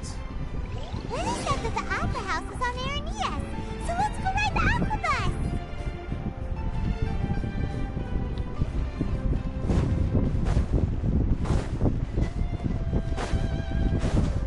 Trust me, I do enjoy it at times.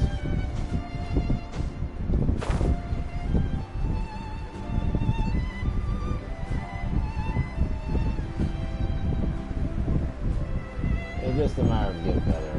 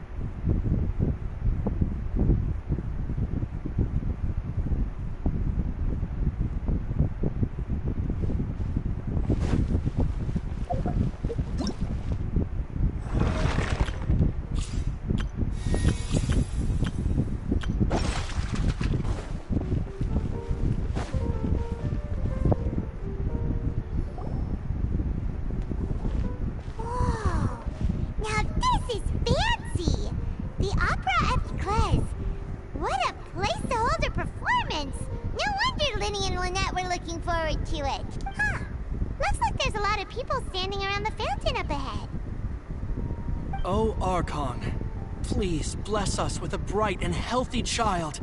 We pray. I don't know why you always feel the need to ask so much. I'll be happy as long as our child is healthy and lives a peaceful life. I guess if they're our kid, then there's no doubt they'll turn out smart. Maybe this is one of the customs in Fontaine. There sure are a lot of couples here. Vache. What's wrong? Vache. Vache. No, Paimon didn't say anything. Are you hearing things? Welcome to the Fountain of Lucine. All the water flowing through Fontaine converges here. It's customary for newlyweds to come here and wish for children. Wish for one guy? Lynette!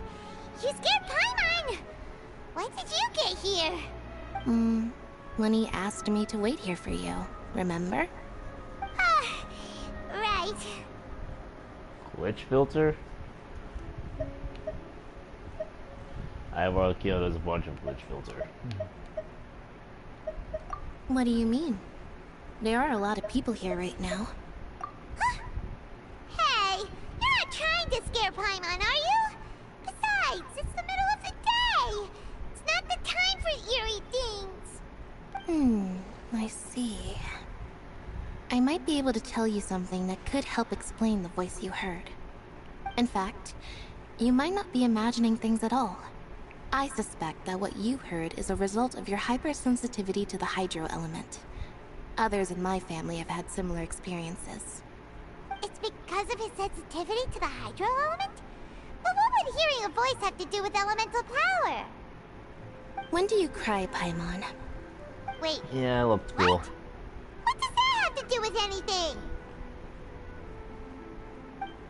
Just answer me. When do you cry?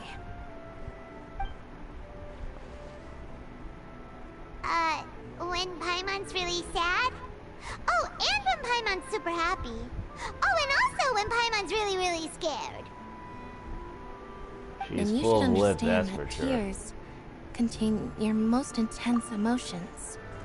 Like sometimes I feel like I just treat her too harshly, and then other moments just make me just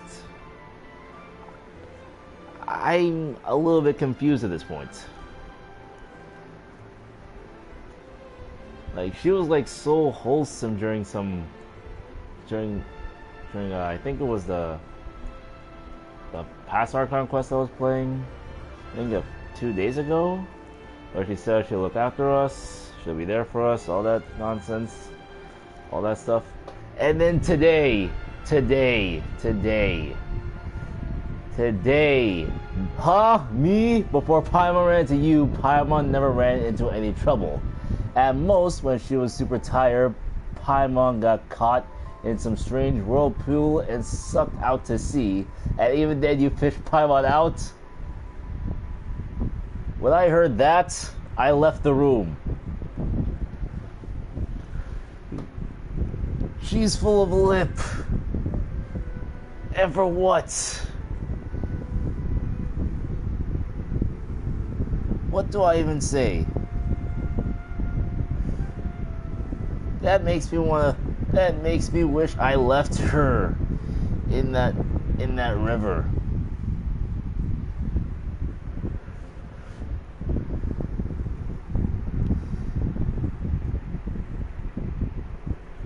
Ungrateful little fly. I don't get it. What am I supposed to feel about you right now? And the fact that no one really questioned her existence, many people question, what is she? There's still more to Paimon than meets the eye, I think, but nothing really, I don't know what to say, man. There's gonna be some mystery regarding this floating toddler at some point. I'm honestly more interested in that than whatever Lumine's up to right now. Because almost no one questions her existence.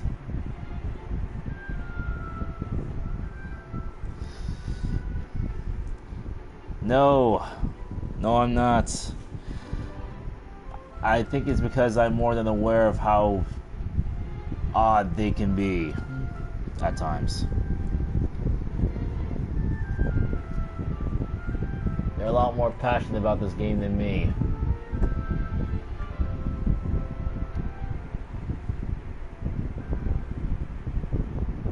A bit, maybe too passionate. Ugh.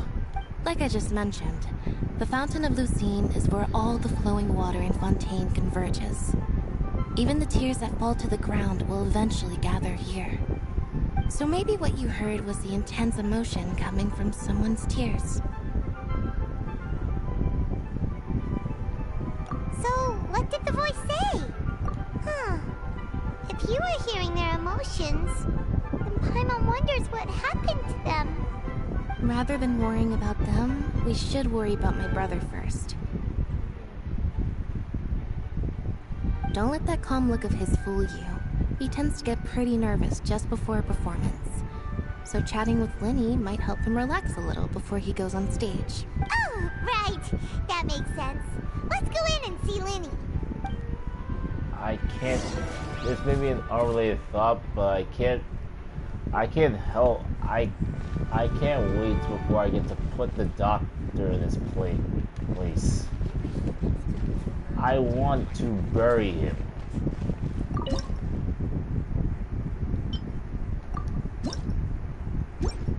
I want to just bury him under rubble. I want to punch his face in so badly. Wow, look at all these rewards I got.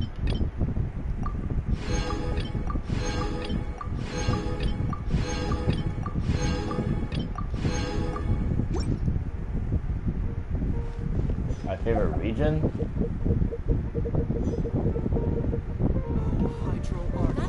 That's less art than I just want to know. Well, there are options. I feel like how many things my favorite might be Mondstadt just due to its environment, but they all have really cool environments, don't get me wrong.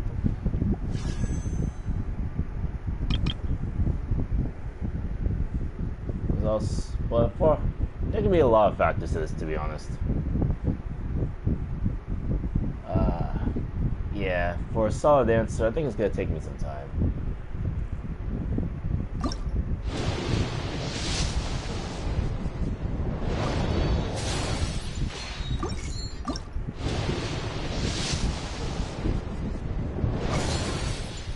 Of course.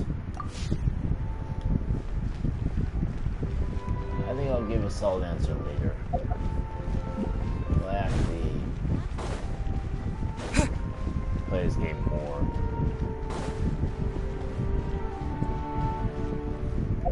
Yeah, I have Jean. I think I got cucked by her when I was trying to get Ryan Shogun. But I have her now, so I don't think it matters much. Also, Jean is just... I think I do enjoy using Jean for specific reasons. I don't think I can show you now since all the enemies have been cleared.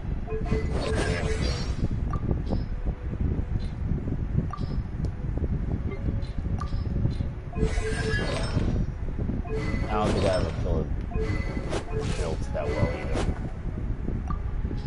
Why shielding this?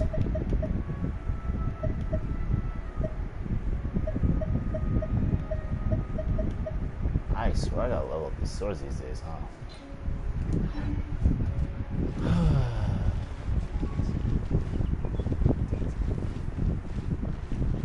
She's your main? Huh.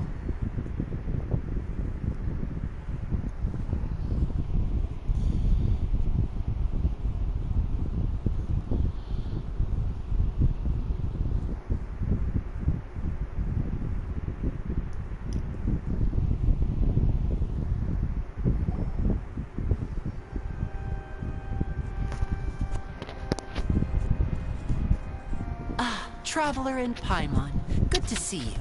I knew you two would come. Are you kidding? We wouldn't miss it for the world. We've been looking forward to it. So,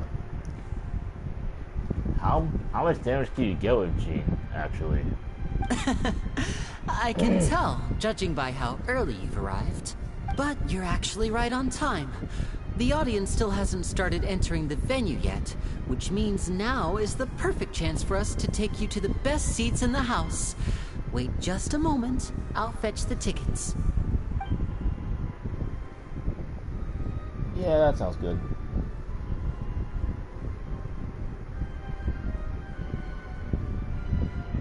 The Opera House has assigned seating, so you always have to make reservations. I've already reserved your seats, and here are your tickets. Ooh, front row seats! Thanks, Lenny! Don't mention it. There's no need to keep thanking me. Hey, Lenny! Could you come over here and take a look at this? Oh, I'll be right there. Seems there's an issue with the stage props over there. That's Cal, my assistant, calling me. I'll go lend him a hand. Yeah, we'll just go to our seats. You go ahead, Lenny. Let this seat be engaged. So, regarding Jean, what exactly are your tips for her if you really say anything about it? I feel I already said this, but I don't have a Jean. I only have a C0.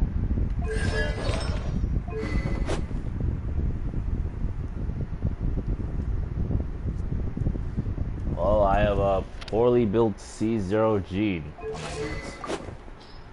I forgot why I used this sword. Yeah, it's kind of a can of worms. For which sword I should use.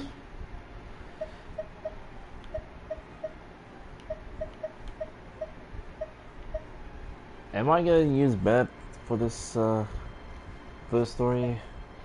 I don't know. Oh, I really should get more of these artifacts for her. I don't really wish on the standard banner much.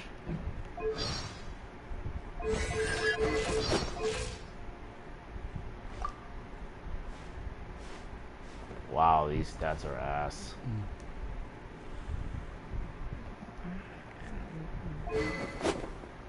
Is this?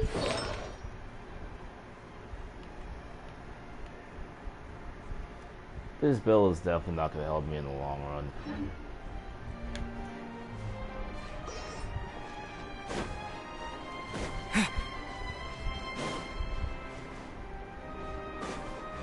Let's see myself to our seats. Whoa!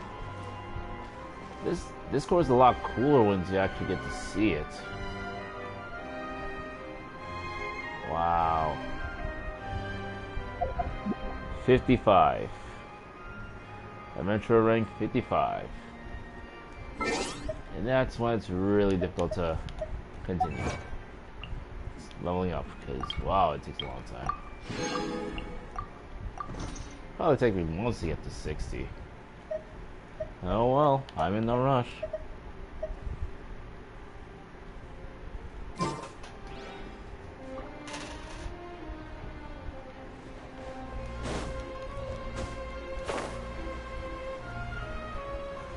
Wait, isn't that...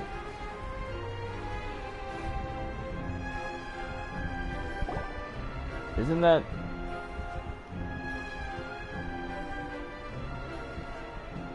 Oh, these should be our seats. Come on, let's sit down.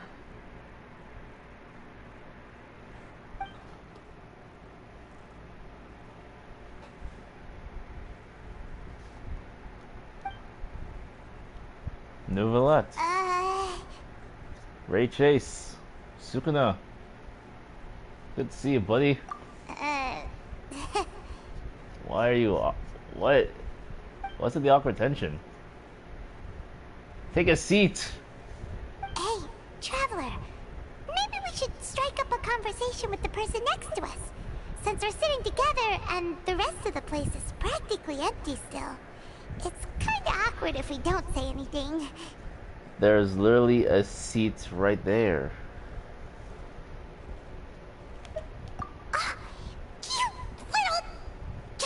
Who are you calling little?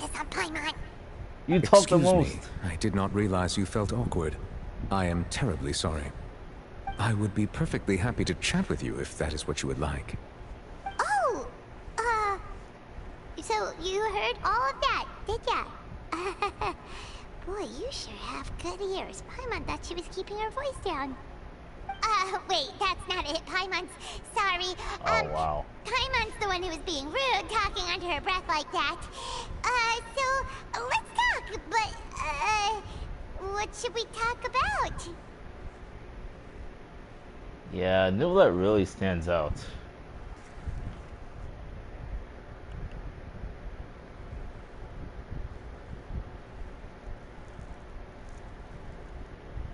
Novelette really does stand out. I wish I got him, but I got Dia instead. Dia cucked me out of two really good characters. Kinda the only reason why, the only thing I hate Dia for.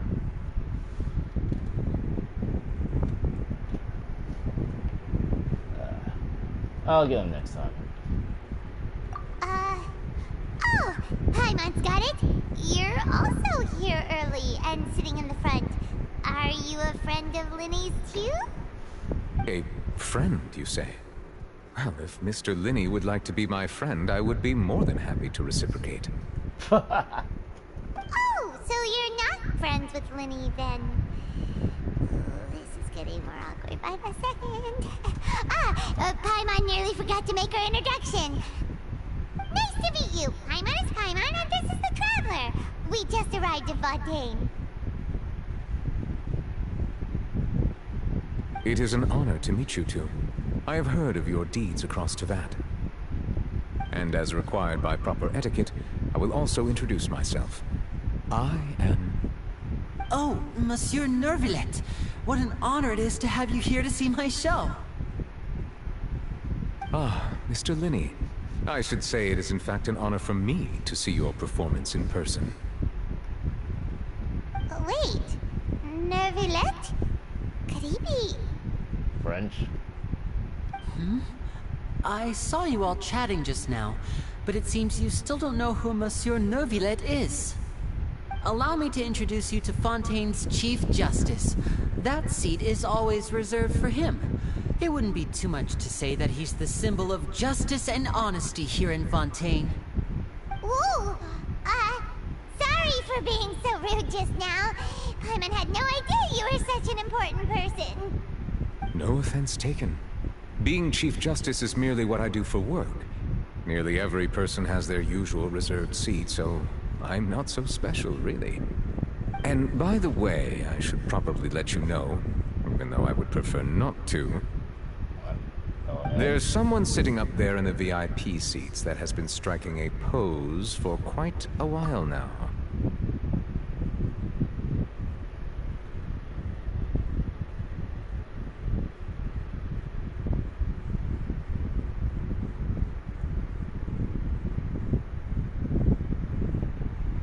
Didn't even get past it, you Well, trust me, that's gonna be a very interesting story.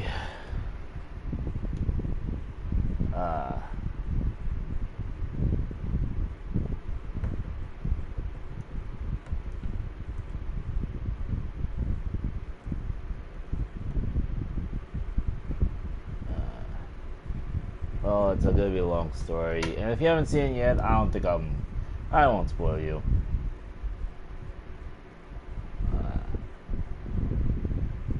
That's not my tram build right now.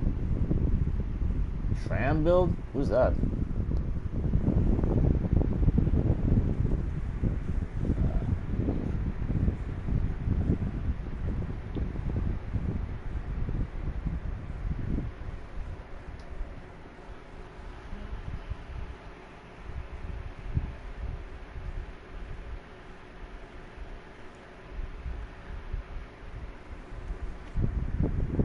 Focused.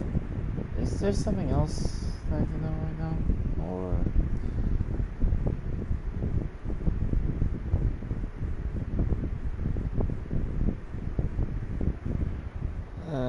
forget I asked.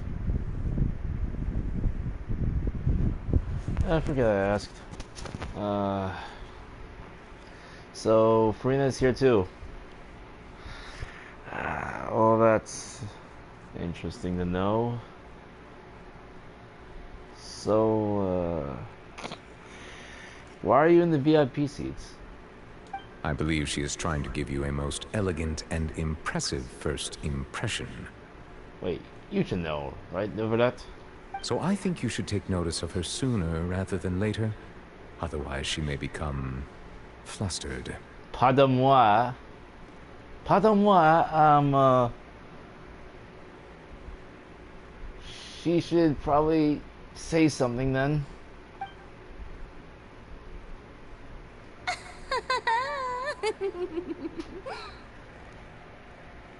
Huh? Oh, it's Furina, the Hydro Archon. Huh. She sure has a smug and satisfied look on her face. Guess she has no idea that you saw right through her act.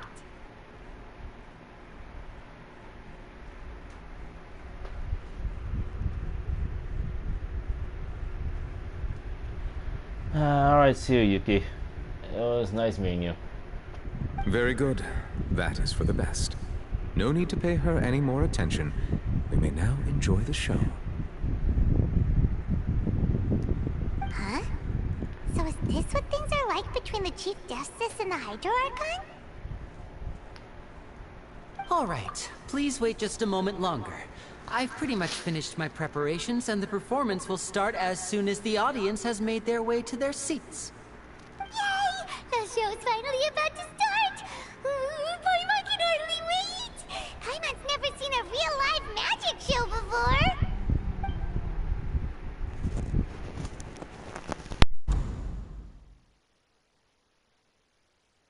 Oh! They're dimming the lights! The show must be starting!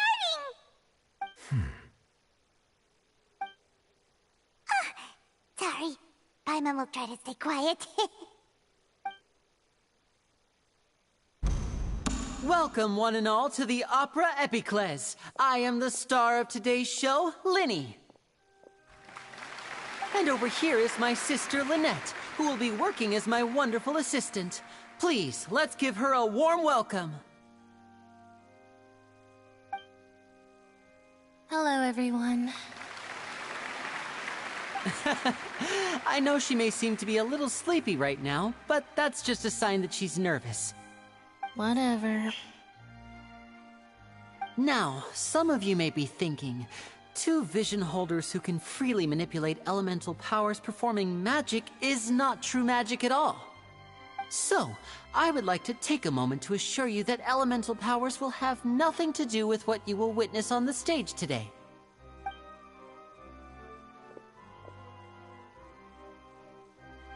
Both Lynette and myself have removed our visions for the show.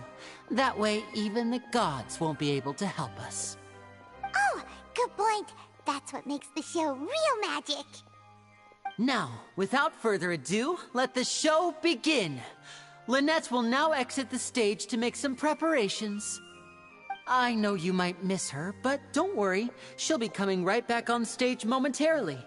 Perhaps in an unexpected way. I'm sure she'll be stealing the spotlight soon enough.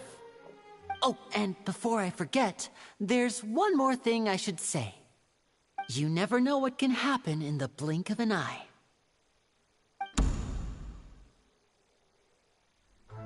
A magician's greatest skill is making things disappear or appear. The possibilities are endless.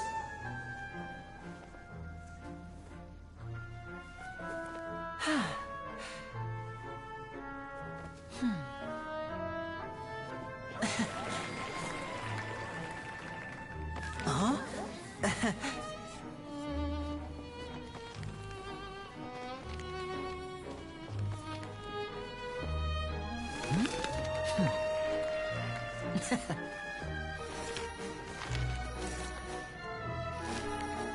But this isn't what you came for.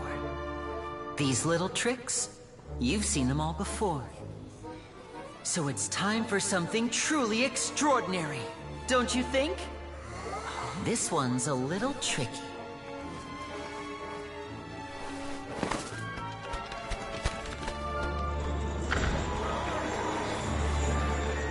Using this water tank, I shall make my sister vanish completely, right before your very eyes.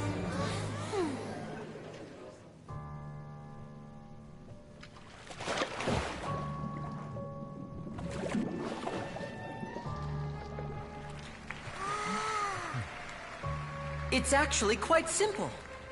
She'll just turn into air bubbles and float right out of the top.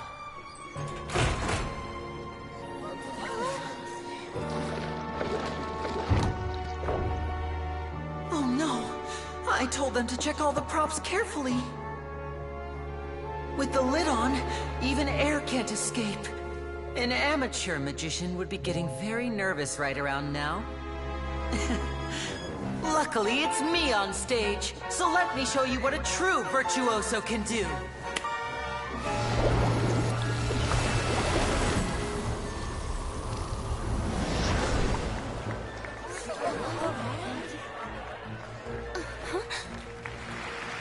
Lynette, are you still there? Don't go too far. We don't want to use up all our magic. Hi, I'm back. Uh-huh.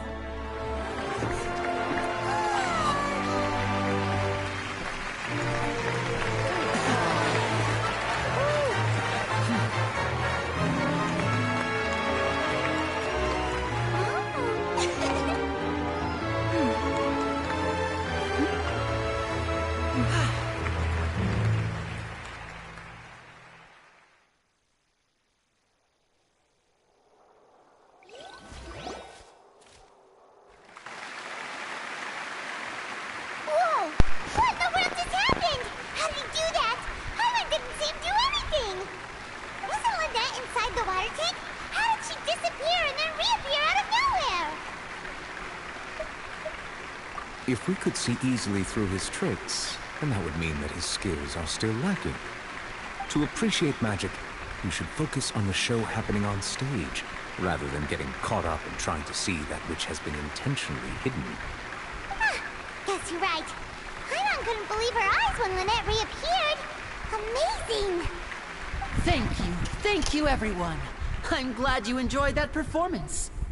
But our magical journey has only just begun. I've prepared even more astonishing surprises for everyone here. The magic of transformation and disappearance can go far beyond what you've just seen. I'm sure many of you are thinking that escaping the water tank was impressive enough. But Lynette is still my assistant after all. In which case, I have ample time to make all necessary preparations. So, for my next trick, I will require the participation of one lucky audience member. Please, if my assistants could bring out the magical boxes now. There are 2 boxes, and only 2 boxes. One is here, and one is there in the aisle among the audience. I'm sure many of our clever audience members have already guessed our next magic trick. A swap! Our lucky audience member and I will each enter a magic box. After 1 minute, we will each emerge from the opposite box. Now please, everyone pay very close attention to the box you see here. Don't give me any chance to make a move. Wow! How's he gonna do this?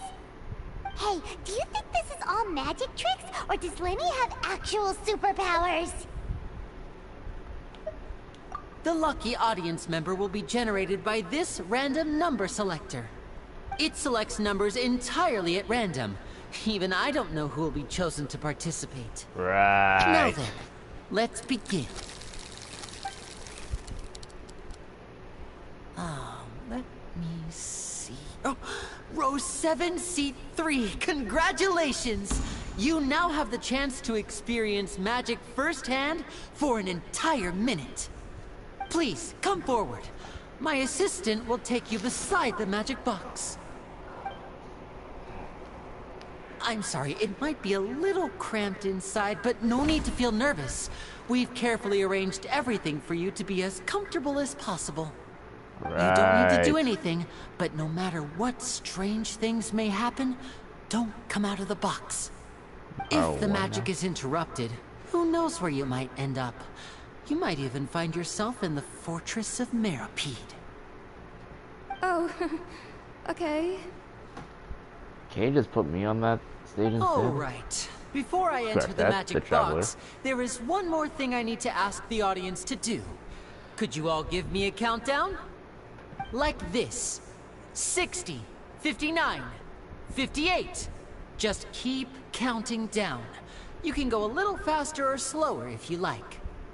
I won't be able to see anything in the pitch black box, so I'll be relying on your voices to know when time is up. Oh, and no tricks now. If you quickly count from 60 in just 30 seconds, then I'll be in a tough spot. Ooh! Paimon kinda wants to count faster after hearing him say that! No, that won't do. I can see it in your eyes. You still can't be trusted. Let's practice together. You're Come boring on, me now. repeat after me. 60, 59, 58. 60! 59! 58! That's right, perfect. Keep it going. All right, I'll see you all on the other side once you've finished counting.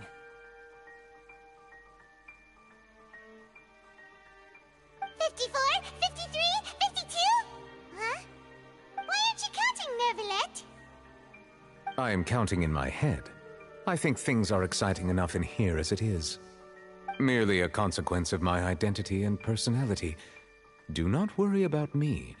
Just enjoy the show. Oh, alright. You look so serious that Paimon thought you might be feeling uncomfortable or something. 40! 39! 38! Mr. Linney, are you all right in there? Is everything ready?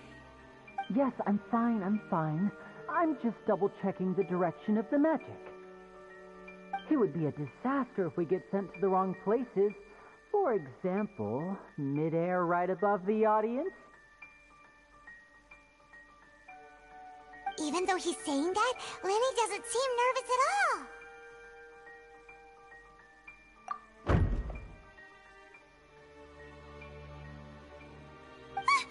What was that noise? Did you hear it too? Not sure. Anyway, it doesn't seem like anyone's worried about it. 25! 24! 23! What's wrong, Mr. Linney? I can still hear you moving in there. I seem to have accidentally knocked over a decoration. I'm trying to fix it, but it's pitch black in here. I can't tell left from right. Never mind the decorations. There's no time for that. The show is what's important. No, that's unacceptable. I want my show to be perfect. Don't worry, we still have 20 seconds. Hear them counting? 19!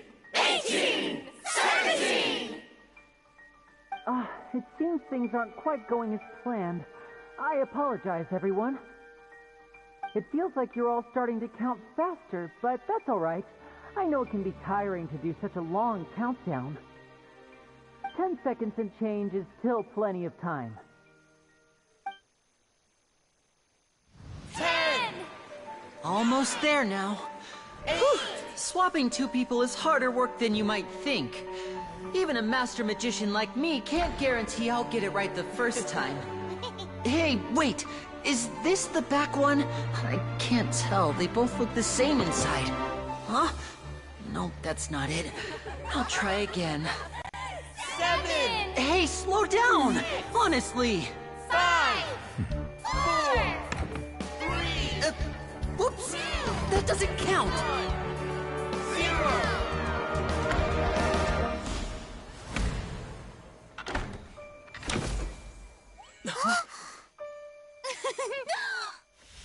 Ta-da!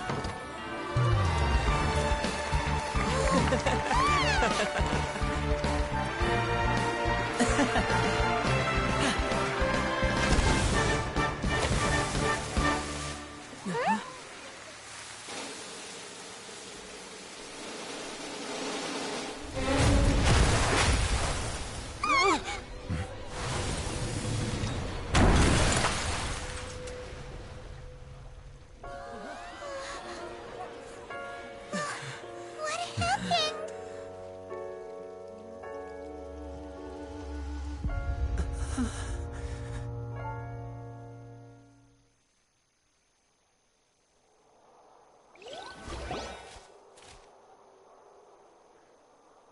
Huh?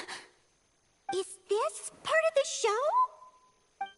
Mr. Lenny, you're going to use magic to fix the stage now, right? What happened? Oh no. Maybe this isn't part of the show. The girl was still in that box, right? This performance is over. Medical staff with me. Guards, secure the scene and detain all the performers. Seal the exits. No one is allowed in or out at this time. Yes, that's right. If this was just an accident, then we must investigate the cause. But if this was all part of some scheme, then those accountable will not escape the judgment of the God of Justice! No need to be alarmed, you two. We'll get to the bottom of this soon enough.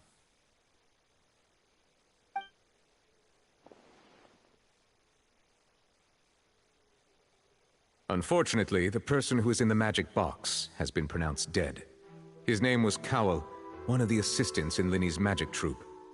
Apparently, the fireworks on stage ignited the ropes that were suspending the water tank, which then caused the tank to fall onto the stage.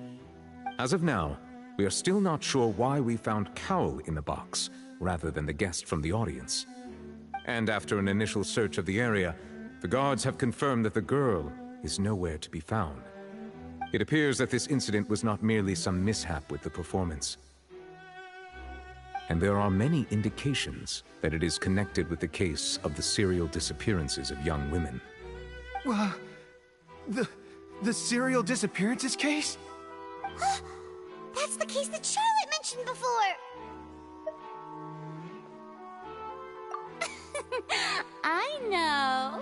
I know the truth.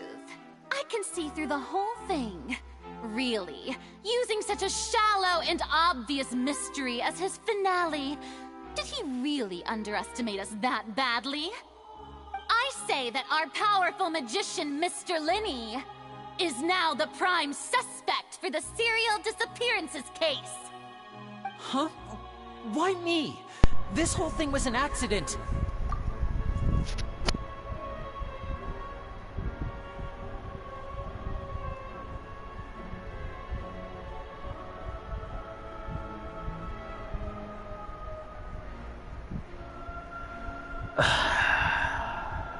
Yeah. I'm not sure if he did it, because there's no way he'll be able to do it like that so openly on stage. But my word. So this is what happens when magic tricks go wrong. My word. Oh, this all occurred during your magic show, did it not? The missing girl disappeared after being chosen, did she not? The deceased is one of your assistants, is he not? Now that I think about it, that whole speech about magicians making things disappear was nothing more than a provocation, a bald-faced challenge. That can't be right! How can Linney do this? He was in the box on the stage the entire time! We can even hear his voice! Besides, before the show, he told us that he would like to catch the criminal behind the disappearances! He couldn't possibly mean catching himself!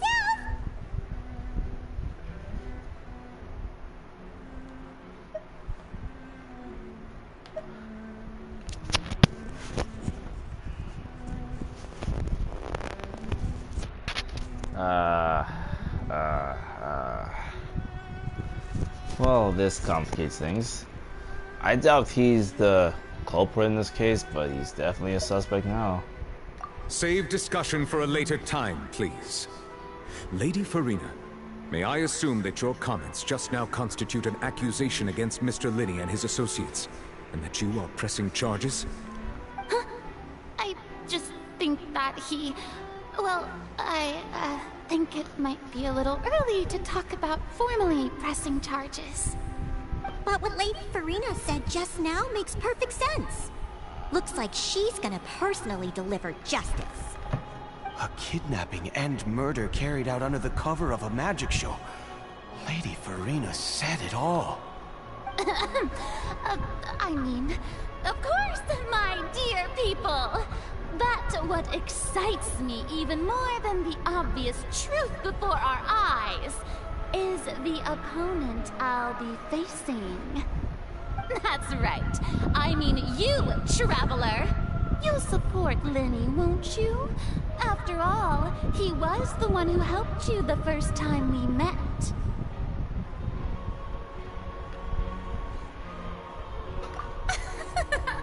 Then there's no problem at all. You know, the Traveler and I already had a duel the first time we met. No, he didn't. But with Linney's help, our little duel ended in a draw. A duel of wits, I guess. But draws really are the most boring possible outcome. So, no more draws. Between the two of us, there must be a clear winner and loser. And what better place to hold such a riveting showdown and decide the true victor than here, on the grandest of stages, the Opera Epiclese. Huh. It wasn't a draw. She obviously lost last time. Hey there again, Yuki. Quite the magic performance I just witnessed. I understand. Charges have now been pressed, and as such, a trial is in order. Well, Traveler, seems Lady Farina has set you in her sights. But putting her dramatic rhetoric aside for a moment, I would like to ask you, are you willing to act as Mr. Linney's attorney and defend him in this case? Yeah. Very well. Why not? The trial will be held a day from now in the Opera House. Both sides may investigate the scene to build their cases and search for the truth. Where's my lawyer's badge? Linny and his troop are all potential suspects and shall remain within the Opera House. The audience may begin to leave in an orderly fashion once they have been cleared by the guards. A day isn't that long.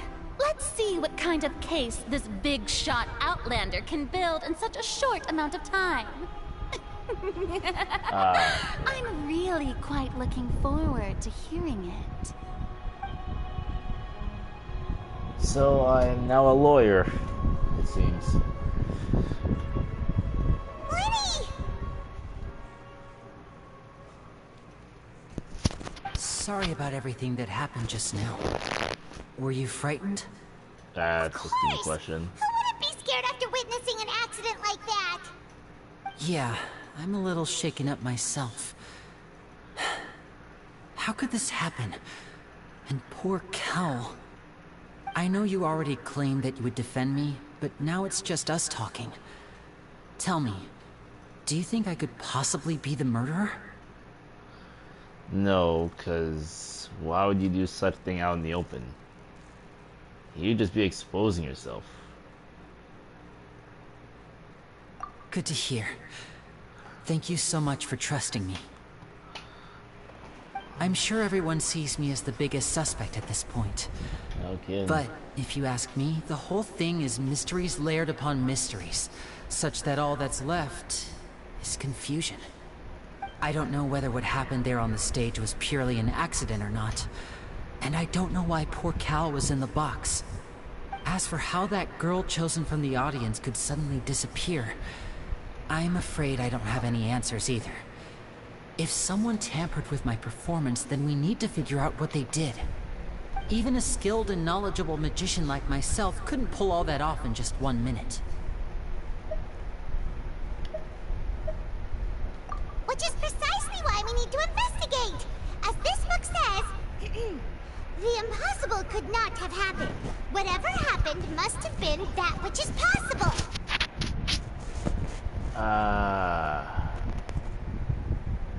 You just keep those glasses on you, or... Paimon bought them when we were reading at the bookshop in the city earlier. Pretty cool, huh? Don't worry, Paimon used her own savings to buy them. It wasn't from our travel funds.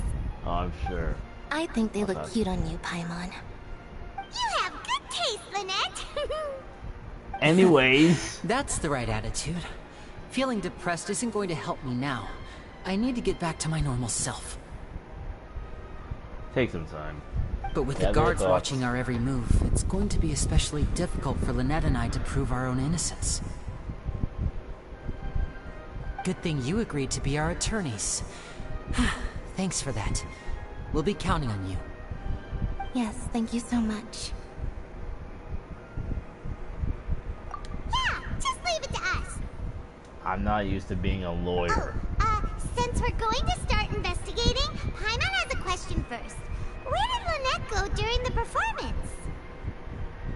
Ah, well... I'm afraid that would involve some of our essential trade secrets as magicians.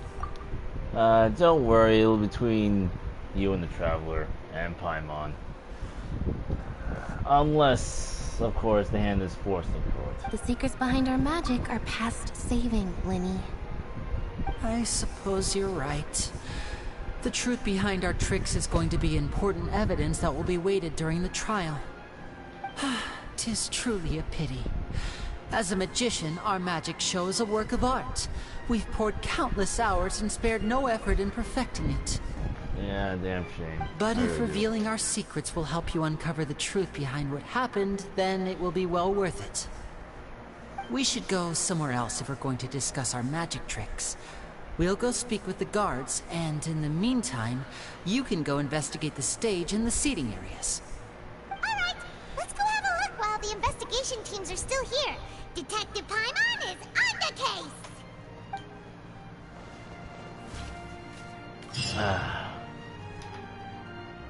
Hello, officer. How's the investigation going? I see. You must be the traveler that Lady Farina mentioned. Listen, I'll be perfectly honest with you. I'd avoid getting mixed up in this whirlpool of a mess if I were you. Huh? What do you mean? Isn't it obvious? Come with me and you'll see. The deceased is one of Linny's assistants, named Cal. Even though he hadn't joined the troop long, he was hardworking and everyone generally liked him. The assistants are usually in charge of setting up and inspecting the props, as well as assisting with the show and keeping the crowd engaged.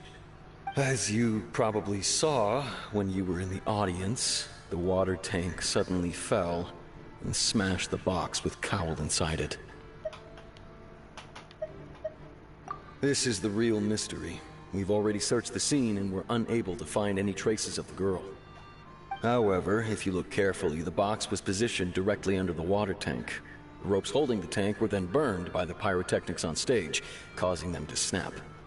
All these factors lining up so perfectly makes it hard to see this as a mere accident. If anything, the more logical explanation is that the whole incident was intentionally planned, and Linny is the most likely person to have access to all these areas. But he doesn't have a motive! But we don't know that yet. Are you both good friends of his? Not really. Well, you can't say we're good friends, but we've known each other for a little while. So in just a short time, he was not only able to win your trust, but even convince you to act as his attorneys. I know there's no such thing as magic. The real trick of a magician is holding the audience in the palm of their hand. I've seen a lot of cases, and I can tell you that people are the least reliable kind of evidence. Sorry, I tend to be pretty straightforward. Just know that I'm warning you for your own good. Anyway, you may investigate the scene of the crime yourselves if you're curious. Who knows, maybe you'll be able to come up with some new evidence. Case record to confirm your current evidence and a clue collection, situation, and sort of case-related information. You can check as yet undiscovered evidence as clues in the case record, then investigate the corresponding area to locate them. Use perception skill to find evidence and clues that can be investigated within a certain radius around yourself. This will advance your overall progress.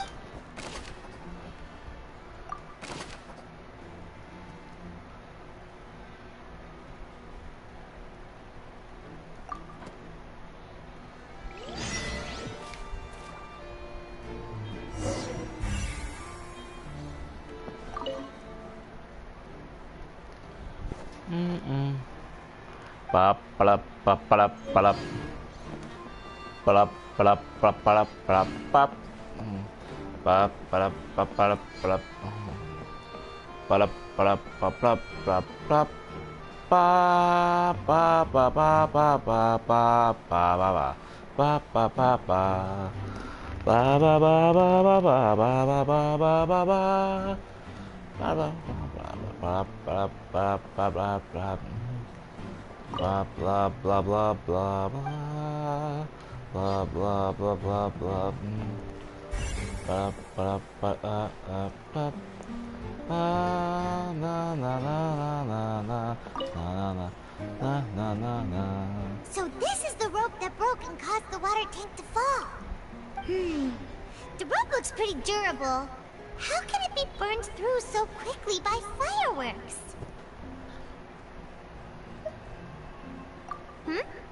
Why are you suddenly so serious, Traveler?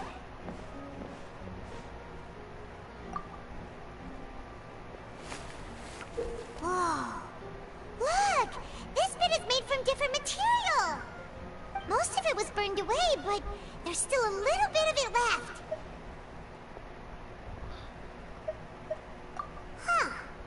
So if a rope meant to hold something was made with that kind of material in it, then that means... Wait!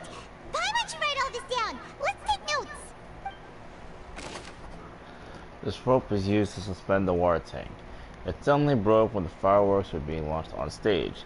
The investigation has shown that the location where the rope snapped was made of flammable material.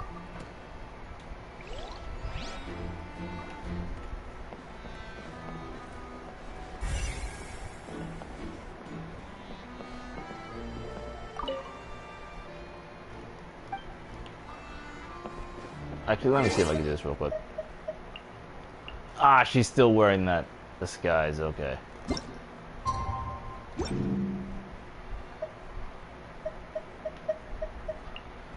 Let me see if I can do this real quick. Just for this specific. Just for this specific.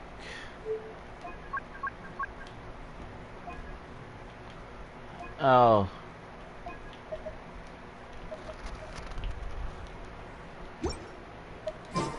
Alright, that should be good. Whereas, let me just prepare a few things real quick. I'll be back.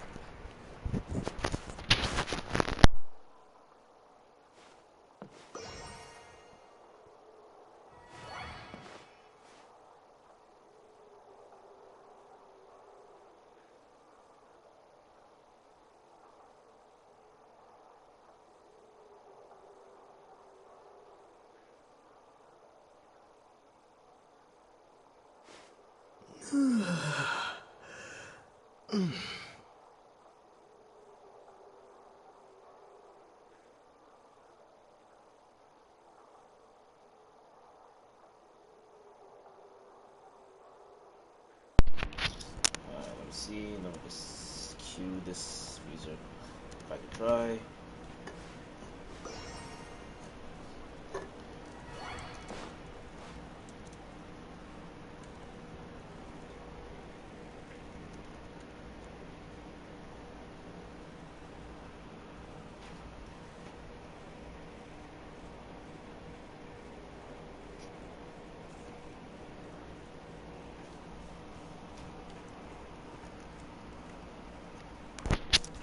Moments.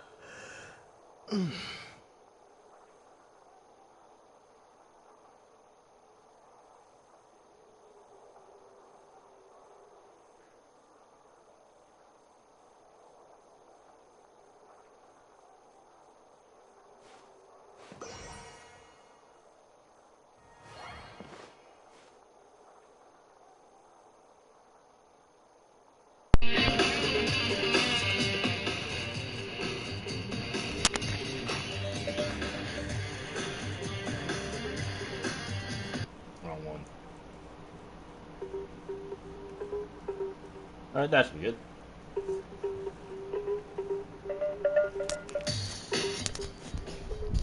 Now we're talking.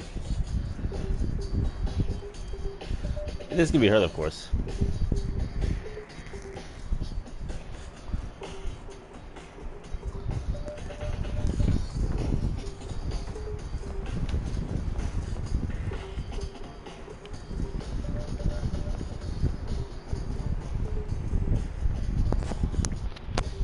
Just real quick, second.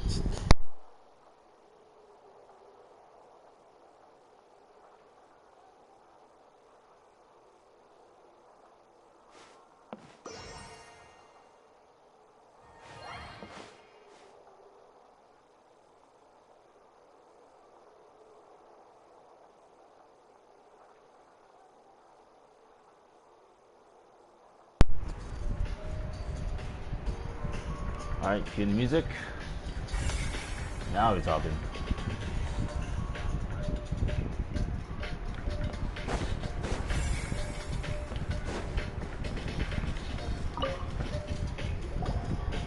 Hello there. What are you investigating? Oh, this location has also been cordoned off because the Magic Troop members are currently considered prime suspects. The investigation team is still collecting evidence. The seats were all booked in advance, so we were able to deduce the missing woman's identity by checking the guest list. Sure, it's not like this is confidential information. We will publish it later anyway when we petition the public to help us find the missing person. Her name is Halsey. She's a painter from Fontaine who's made a bit of a name for herself. Apparently, she wasn't a regular at the Opera House, but she'd been feeling some pressure with her work lately, which made her decide to come see the magic show. The magic troupe members all claim not to know her. We have looked into her social connections. It seems that she has no personal grievances or conflicts of interest with the suspects. Simply put, she wasn't related to the magic troupe at all, which matches the features of the previous serial disappearances. Were the victims of previous cases also chosen at random? That's how it seems to us, in any case. Apart from the fact that they were all young women of around the same age range, there really weren't any other connections between them. Okay then. No need to be so formal. If you do happen to see the missing girl, please be sure to contact us. It is of utmost importance that we get to the bottom of these disappearances. Information about the missing lady's identity. Halsey is the missing person. She's a famous painter and came to watch the magic show in order to take a break from her own creative work. She's known to have been entangled in quarrels with any of the members of the league's magic group.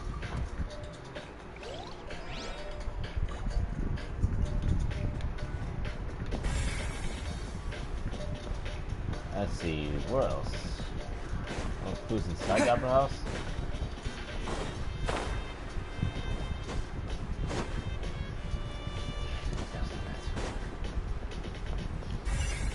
Wait, come on.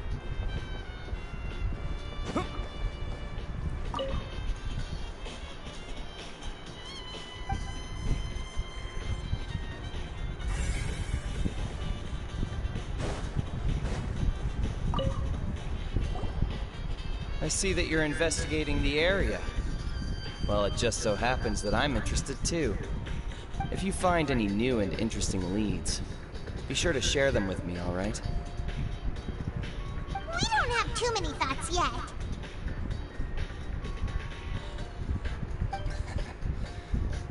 Then why don't I tell you my hypothesis first? The way I see it. And I'll start it with that loud thud. The thud? Oh, you mean the sound that happened during the countdown? Yes, exactly. It wasn't terribly loud, but I suspect that most people heard it. It's just that everyone was awaiting the results of Lenny's trick with bated breath, so no one paid it much mind. But now that the incident has happened, the thud has become an important clue. That makes sense. So, what do you make of it? I'm of the opinion that it may have been the sound of Lenny's accomplice. Lynette, perhaps. Jumping atop the water tank, or something like that. And when the pyrotechnics went off, she cut the rope, sending the water tank crashing down. Wait, wasn't the noise we heard too loud for that? Perhaps the balance wasn't right, leading to a particularly rough landing. Oh, that's true. I suppose I must reconsider. That does remind Paimon, though. What was with that sound? During the switching performance, there was an audible thump that many audience members heard.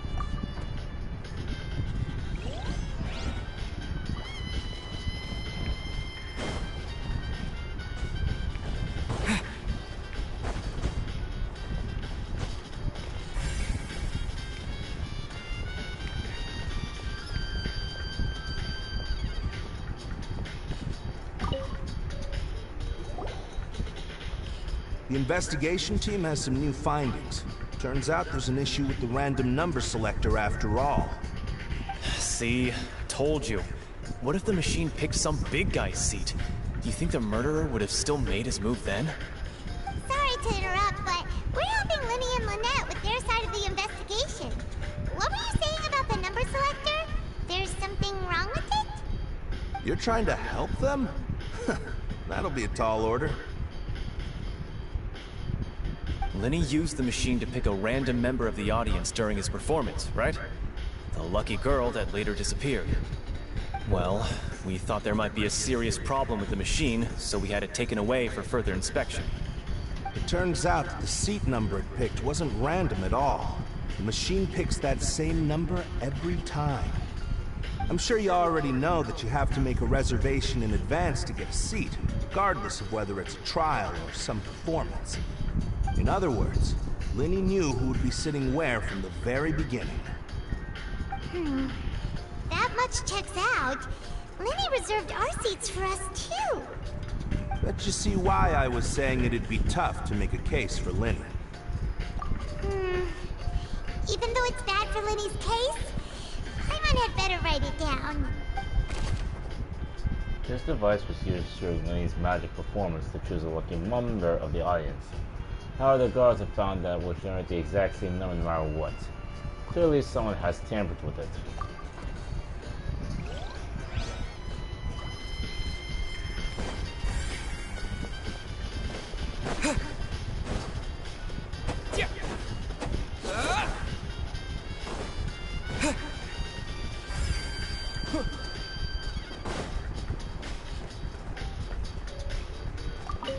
Lenny's still talking to the guards.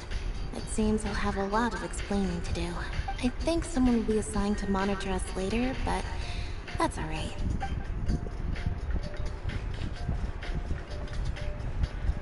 Lenny's still talking to the guard. I think someone...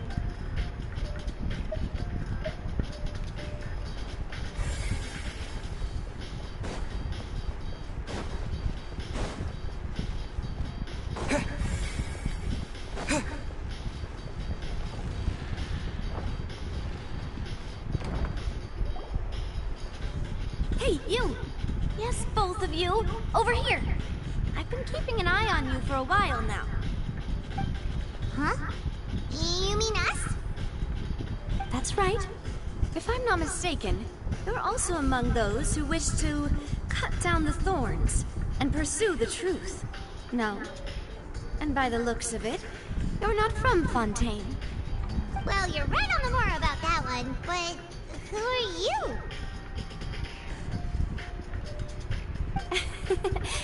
Have you never heard of the Spina di Rosula? No. From mediating disputes and providing protection to solving conundrums, you name it, Spina di Rosula does it. And I, Navia, have the honor of being its renowned president. What are your sunglasses? So those who play by our rules call me boss. I'm Silver, her attendant. Pleased to meet you. And I'm Melus. Demoiselle's various daily needs and affairs are under my purview. Huh? Boss? Demoiselle? What gives with the names? Well, I am the second generation president. Melus and the others are still used to my previous title.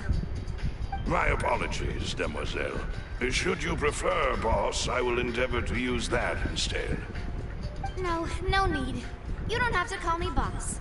Just Navia is fine. Okay, if you say so. Not that we're members of Spina di Rosula anyway. All merely trifling details. Never mind. Now, back to the situation at hand. Actually, turns off. That's right. I've always kept an eye on the serial disappearance cases. My interest stems from a matter back from my father's time. Judging from the look of things, I find Lenny an unlikely mastermind. Really? We think so too! That's why we're looking for clues now. But how did you come to that conclusion? Intuition, naturally. My unparalleled intuition. Is that all? Farina sure was quick to point the finger at Lenny without any decisive evidence whatsoever, wasn't she? Yeah. But that's not uncommon for her. If you remember, the Justice had to interrupt her and ask if she was pressing charges just to keep her from getting carried away. Okay. Anyway, a trial begins the moment someone levels charges. And, of course, there was no way Farina was going to back down in that situation. Sounds more like you just don't trust the Hydro Archon. Do you, to be fair? Well, what's your opinion? I must admit that she can be interesting at times, but liking her doesn't mean that I'll blindly agree with her. All right, I've answered your question. Now, it's time you answer mine. Wait a minute, did that answer count? You tell me. Well, I say it does. But don't worry, you won't hear any pointless questions from me. Ask In your away. opinion, do you think it's right to treat a trial like it's an opera? Well? And why would that be?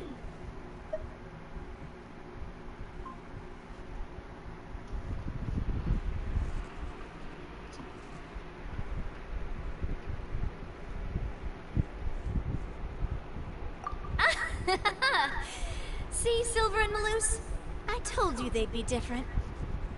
Most astute of you, demoiselle. I too think that the Traveler's response was most excellent. No matter how wonderful the script or how fervent the audience's expectations may be, the trials that go on stage here must be based in fact. And if that can be done, boss, then... All right, that's quite enough, Malus. Anyway, I like your answer. You pass with flying colors. Now, I need to make some preparations, following which our joint investigation shall commence. You two shall be my assistants. Wait! Since when did we become assistants? Who knows? Oh, well, I can be the assistant, sure. Or your companion, if you like.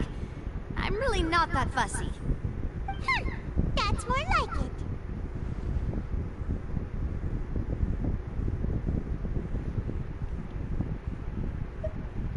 Far be it from me to brag, but I believe that Demoiselle's intuition will be instrumental in uncovering the truth.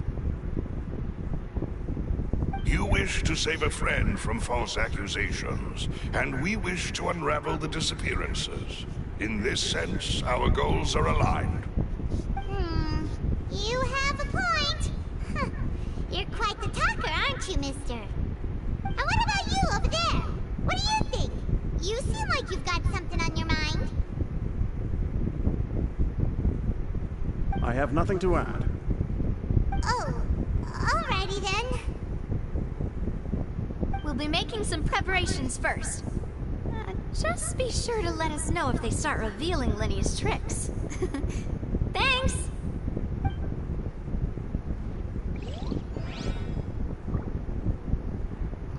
Part of me could have gone with that scene what I just saw.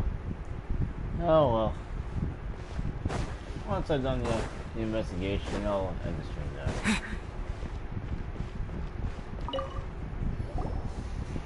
Sorry, but no one can freely enter or exit the Opera House at the moment. If you wish to leave, you must register your identity with us first. No, we're not leaving. We're representing Linny and Lynette as attorneys, so we're investigating the case. Were you always guarding this entrance? Yes, after the Chief Justice gave the order, everyone coming in or out must undergo a strict inspection. So, the missing girl couldn't have left from here, at least not from that point on. I doubt there was much opportunity then either. How can you be so sure, Well, because I was in charge of security near the entrance at that time. I couldn't see Linny's performance from here, which was quite a shame. Just my luck. But still, I did not abandon my post, and I stayed put no matter how loud the applause was. If someone had so much as even approached the door, I would have noticed it, let alone if they had tried to leave. We Melusines are good at that sort of thing, you know. So, it's safe to say the girl couldn't have left through here. Alright, thank you for your help. This'll be useful info.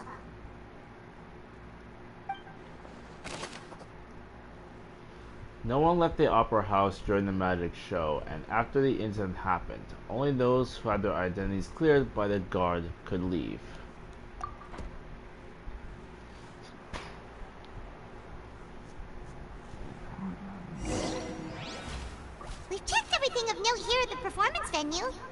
Paimon wonders how Linny's discussion with the guards is going.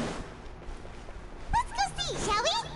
Ooh, things are getting interesting, huh? We're about to see how magic is made.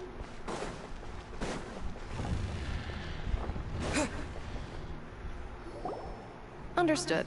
Then I will be going with you. Just so you're aware, I will be monitoring your actions and making notes as necessary. Very good. Thanks for being so agreeable. I'd pull a rose out of my hat as a gift for you if I could. You may spare the pleasantries. I'm just doing my job. You've arrived. Who's this? Me? I'm Spina di Rosula's guardian angel.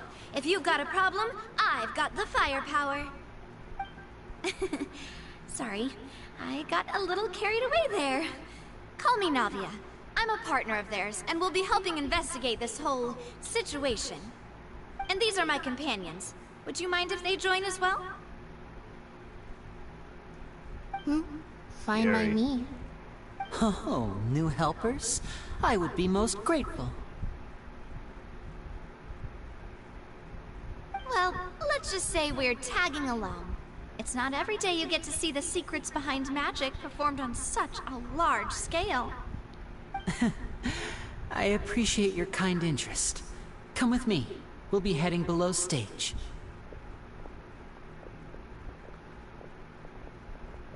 Huh?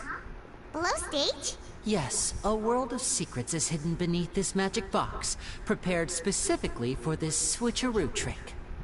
But before I reveal everything, you should have a look first. Notice anything strange here? He did mention something, now that I think about it. I'm not trying to be dramatic. Remembering the details of a trick will help you understand the methods used to perform it more easily. Huh. Weren't there balloons and other decorations here? Where did all that go? Ah, good eye. That said, you're still far from discovering the answer. The back? You mean the inside of the door? What's different about it? Paimon didn't notice anything.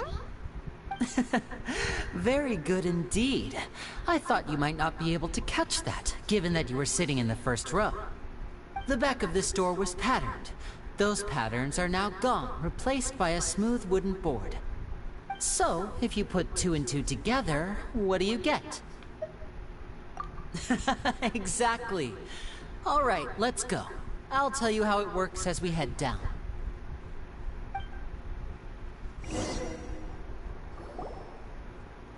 Oh, so there was a passageway under the magic box!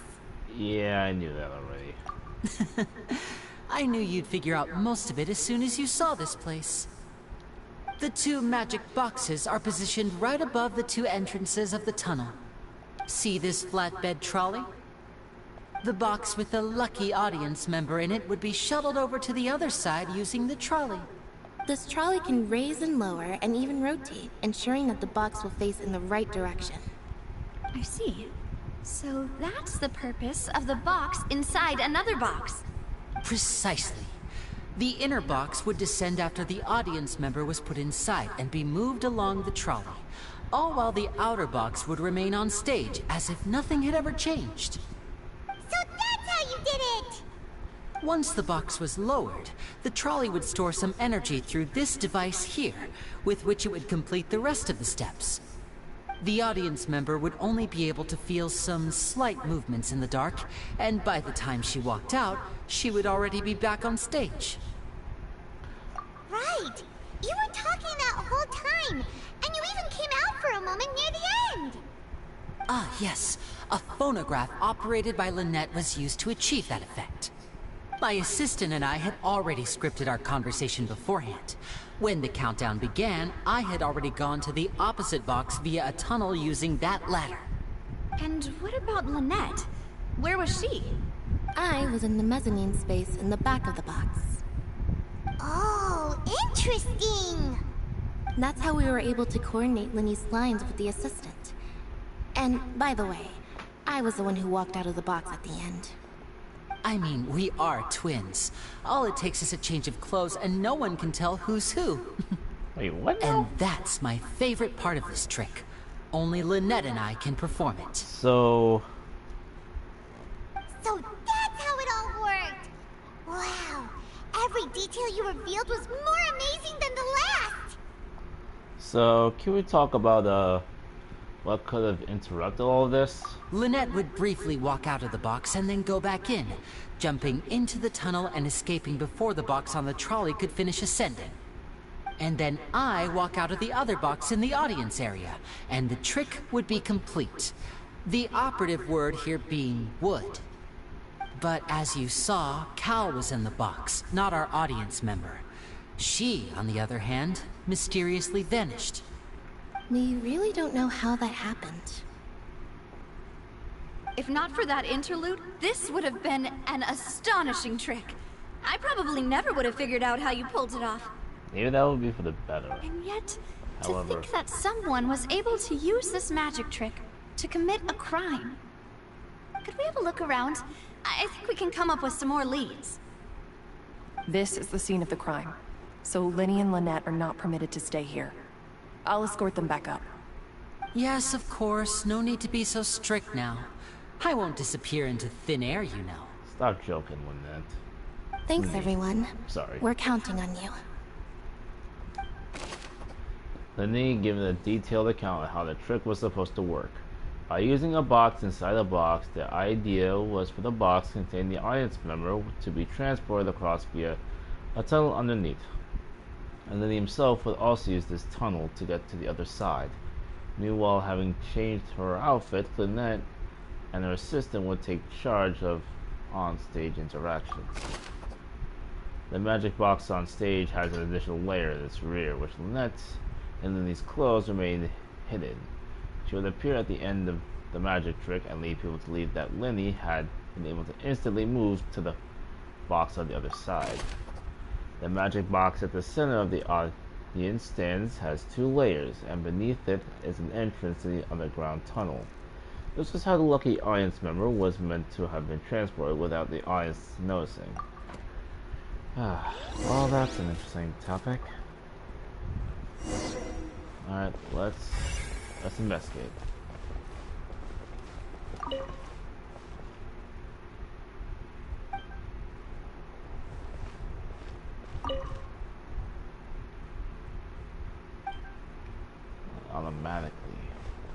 Automatically. It could be forced, right? Huh. What's this? Looks like a hook tied to the end of a rope. Huh? There's all kinds of odds and ends here. Perhaps it was a prop for a different trick. But why would it have been left here? Whatever it is, let's make a note of it first. A rope that has fallen onto the ground. A metal hook has been tied to one end of this rope. Its use is unclear.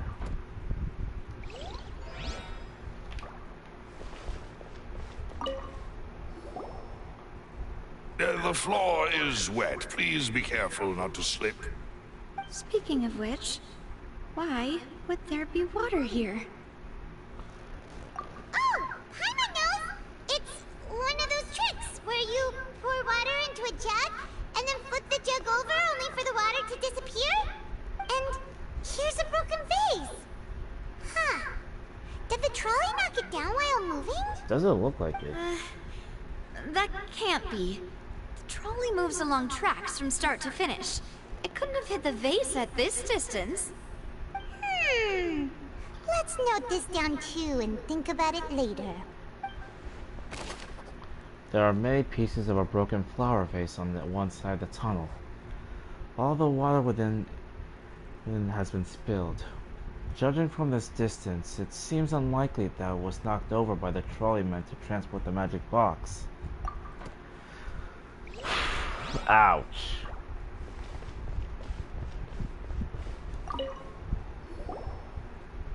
Oh, these are the clothes that the lady chosen from the audience was wearing, right? Her clothes are here, but she's nowhere to be found. Right. And do you really need to do that if you're kidnapping them? Ugh, this is so confusing. Paimon doesn't want to be a detective anymore. I can tell. The clothes belonging to Halsey, the lady who went missing, were found in the tunnel. The reason for this remains unknown. Alright, moving on.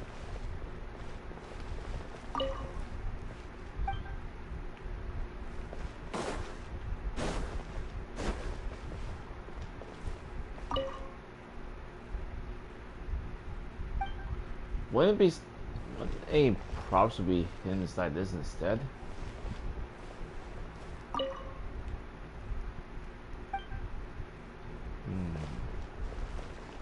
A broken mirror.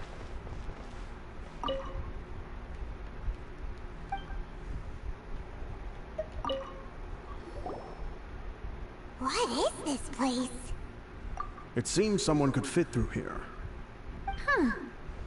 Could this have been the suspect's escape route? Huh? Alone, perhaps. But if they had to pull another person with them, the space would be too narrow. But there are no other ways in or out of here.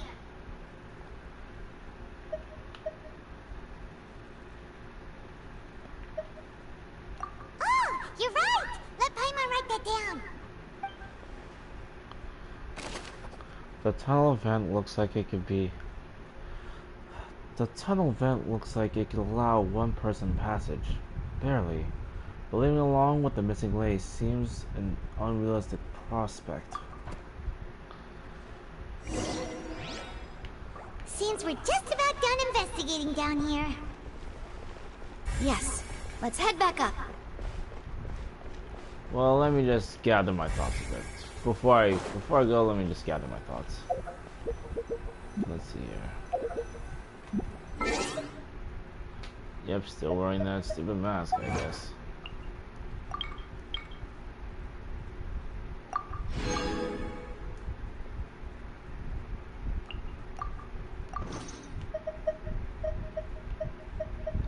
Alright, let's gather my thoughts a bit.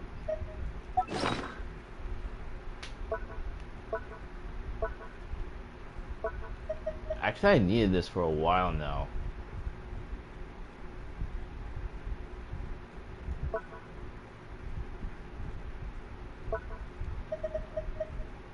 Child's vision.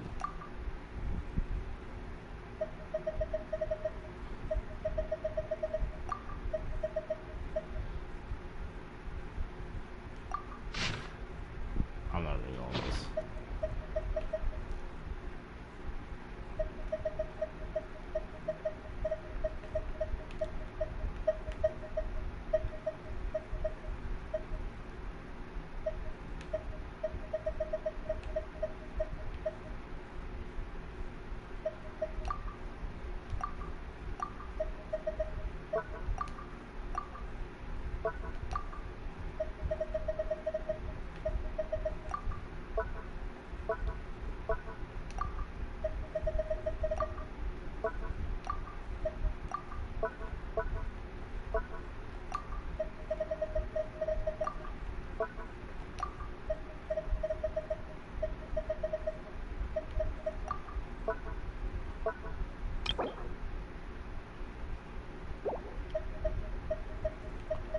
A little time to gather my thoughts a bit. I wish I could find where I can. Can't exactly find where I have all this information. Where could it be?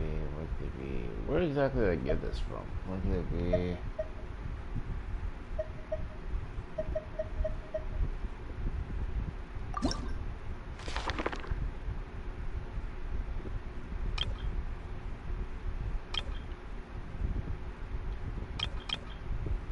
That was a tragic song indeed.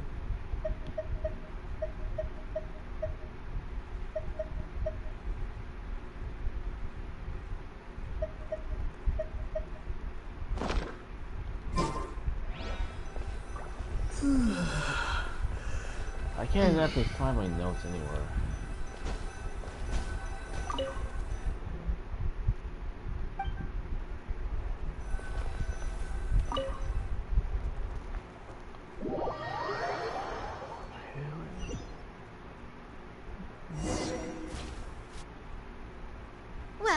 ascertain the state of the crime scene.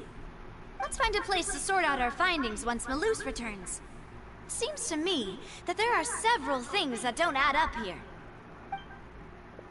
Apologies for the wait, demoiselle. So, what did the guards say? Did the criminal escape through the vent?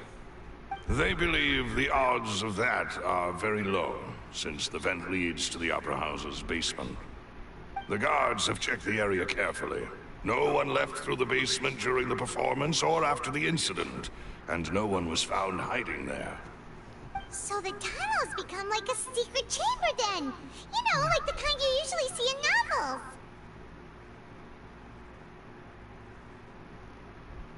The plot thickens. Halsey's disappearance and Cowell's death are both quite inexplicable. No wonder Farina was so confident in her accusation. All the current evidence points toward Linny and Lynette. In other words, the charges are very likely to be upheld unless we make some considerable progress. Charges and then trial. So if the charges are upheld, they'll announce a sentence? That's right. This is how a trial goes in the Opera House. During the proceedings, the Chief Justice and the oratrice will hear statements from both sides. The oratrice? That's right. This is how indemnitium is produced. The statements from both sides, the defenses from attorneys, witness testimonies, and even the audience's emotions will all be projected on the oratrice. To put it simply, it's as if the oratrice has its own will, and is a judge in its own right. This also precludes any kind of favoritism on the part of the Chief Justice. And not that this has ever happened anyway. Once both sides have finished speaking, the Chief Justice will make his final decision. This, too, will be used by the oratrice as a reference. Then, finally, the oratrice will be consulted by officials. The result it returns is the will of justice itself. Huh? So that machine is the one that actually decides? Paimon thought Neverlet called the shots. In practice, there is very little difference. Both have always come to the same judgment. Which is why people have great faith in the Chief Justice. Ah, yes, the guards also asked me to convey that none of us will be allowed to leave this place before the trial. Huh? Why? Because we've chosen to act as the twins' proxies. That makes us persons related to the case.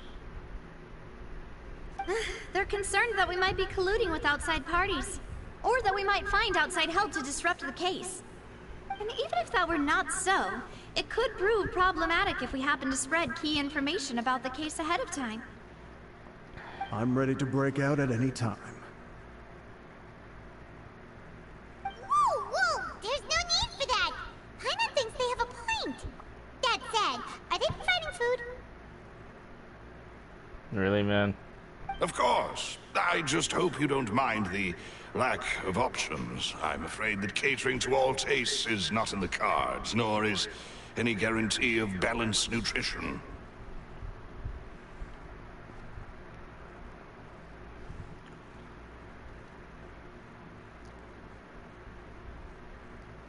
In that case, let's just sort out our findings together here. Pity. I was hoping to take you to try some of Fontaine's famous desserts, too. I mean, what better way to properly think through our findings than over some tea and sweets? Huh. Breaking out suddenly doesn't seem like such a bad idea after all. Just kidding! Just kidding! Paimon will still do her best, even if there are no snacks. Hmm? What do you mean, no snacks?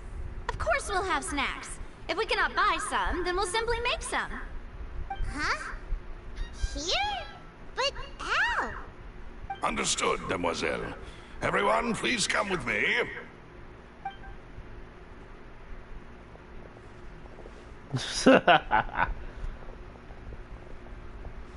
Wait, you're carrying a portable stove with you? Yes, I must be prepared to meet the demoiselle's baking needs whenever the fancy strikes her. I have eggs, sugar, and almonds at the ready. Good work, you two. Then I'll get to it. Please sit tight for a moment. You'll get to taste my awesome snacks soon enough. These three are quite the interesting group. Must be the Spina di Rosura thing. Euphoria. And Paimon thought it smelled good while it was still in the oven. Oh, it's even better now. Paimon can't stop drooling. From the way you had these two guys carrying all that stuff around, Paimon thought you'd have them do more during the baking process. But you ended up doing the entire thing by yourself. Beating the egg whites, grinding almonds, everything. I was applauding. And I was giving encouraging smiles.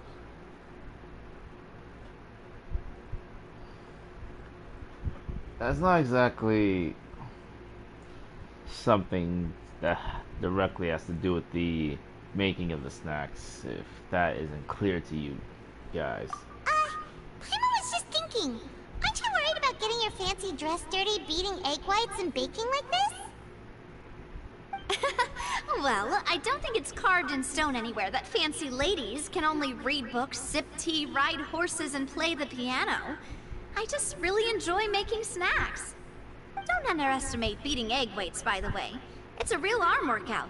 You also need to beat them to just the right consistency, or your macarons will crack. Anyway, give these a try. Fresh out of the oven. There's 3 for each of us. Only 3? Well, eating too many sweet treats might send all that sugar to your head. You wouldn't be able to think clearly about the case on a sugar rush, would you? Tea is ready to be served as well. This is Demoiselle's favorite. Strong black tea with a floral fragrance that clears the mind and lifts the spirit. No need for concern. I'm merely doing as I should. If you say so. All right then. Down to business. As Paimon mentioned previously, the tunnel seems to be something of a secret chamber. However, we can assume that Linny and Lynette were not alone within it.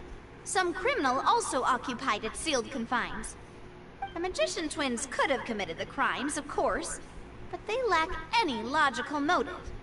Exactly! Why would they do such a thing right when everyone was watching? If they were already, let me think about it. If they were already in their right positions, then, let me think again. If they were already in their right positions, then how would... Then there must be something that went on inside the box without them noticing. How did they get inside and outside of the box? Hi Yuki. Just contemplating about something. How would that work? Mask. I don't know what this thing is specifically called. I guess it's appropriate for this type of situation. I don't know what this is. I don't know what that's called.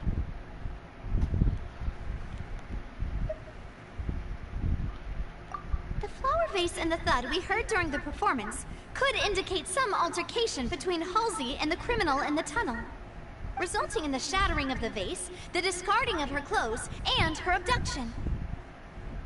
Perhaps the criminal thought that since she was chosen from the crowd, she would be too easy to identify if she was still wearing the same clothes. Paimon thinks that makes sense, but the real trouble is... no evidence that the third criminal person exists. There's still that, grappling hook, I think, what it's True. called. None of the clues we've found thus far support the existence of this third person. But the only people left to consider are both technically victims, whether it's the missing girl, Halsey, or poor Cowell. Huh. Could Halsey have secretly made modifications to the magic props in order to murder Cowell before making her escape? Nah, I doubt that. That's right. And even if she had tampered with the setup, she would need to understand the entire trick to pull it off. Nor does she have any motive. The guard said that she has never had any dealings with the Magic Troop's members. Yeah, that too. Were we not thorough enough in our search? From the sound of things, this is turning into an impossible case. Your macarons are amazing though, Navia. They smell great! They're Don't nice change the and topic. crisp and super sweet. They are my specialty after all. And I see you've already had 5 of them. What? 5? Oh, that can't be right. Paimon only counted 3, honest! Please don't worry about it. At my age, a few less sweets might actually be a good thing. No! Being greedy is one thing, but Paimon knows how to count. Besides, Paimon knows that if she ate too many, then others wouldn't have enough.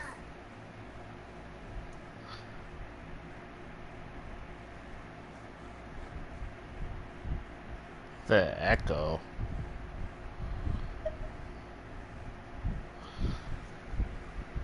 Wait, even you don't believe Paimon? How could you? Because you're full of lip. Because you're full of lip. If Paimon ate those 2 extra macarons, then may they turn into stone in her stomach. I wouldn't All recommend right, that. we get it. Well, I suppose one of us might have gotten too engrossed in our chat and eaten them by mistake. No big deal. Maloose, set up the stove again if you would. Maybe it's because of his fans. What are you doing? Making sure everyone gets 3 macarons, of course. Exactly. We don't want to trouble you. As you wish, demoiselle. Bah. And I have the egg, sugar, and almonds. No, okay, fine. I can see this up. Alright, so here's our relevant elements.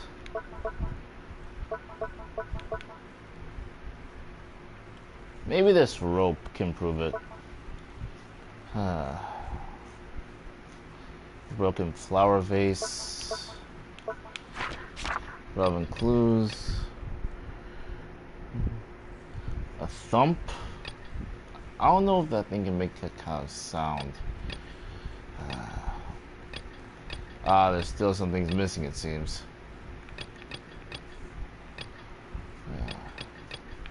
Yeah, maybe I'll sort things out for them. Well, this really is your hobby, huh? Stop looking at the smug smile on your face. For the second round of baking, I was listening to falls, not Well, that's it for snack time. I'm going to have another look around the area. Of course. I don't know what we're looking for yet, but we've still got some time. As attorneys, I suggest the 2 of you think the case over again. It would be awkward if you got all tongue-tied on stage during the trial. Yeah. All right, thanks for your help and for the snacks.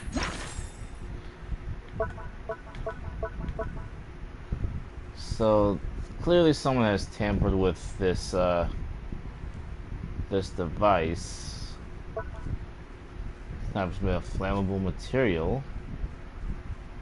The case where the rope snapped. That's odd. Is it that specific area? I'm not even thinking too much about that. What?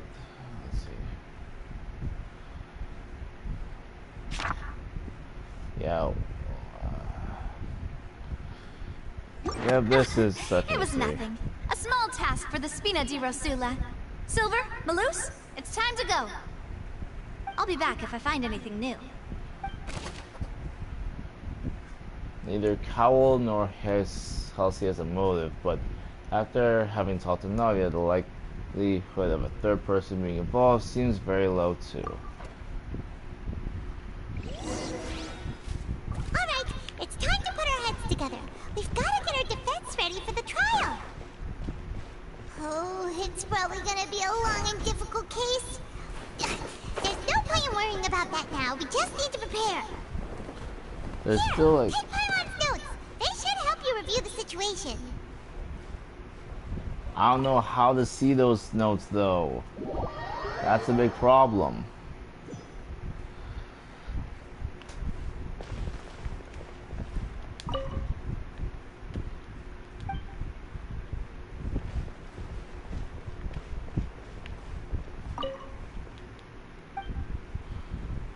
Actually, let me see this again.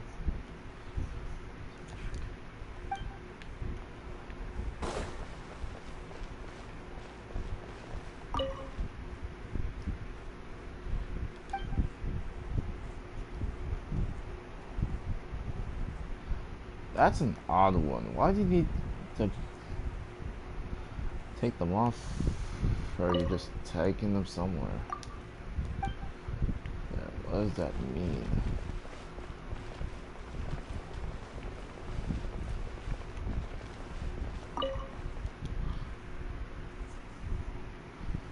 Yeah, there's no way it could have knocked over this face right here. Maybe a slight struggle? Wait. Is the hook nearby? No, it doesn't seem to be.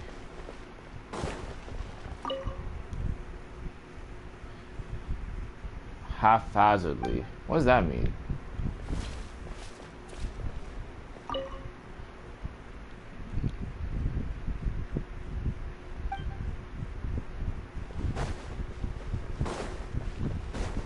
There might actually have been a struggle between them. A dropped hook rope, so that's what it's called. Oh, this has all been such an odd one. The trial can be saved for another day. I'm gonna see myself out. Later.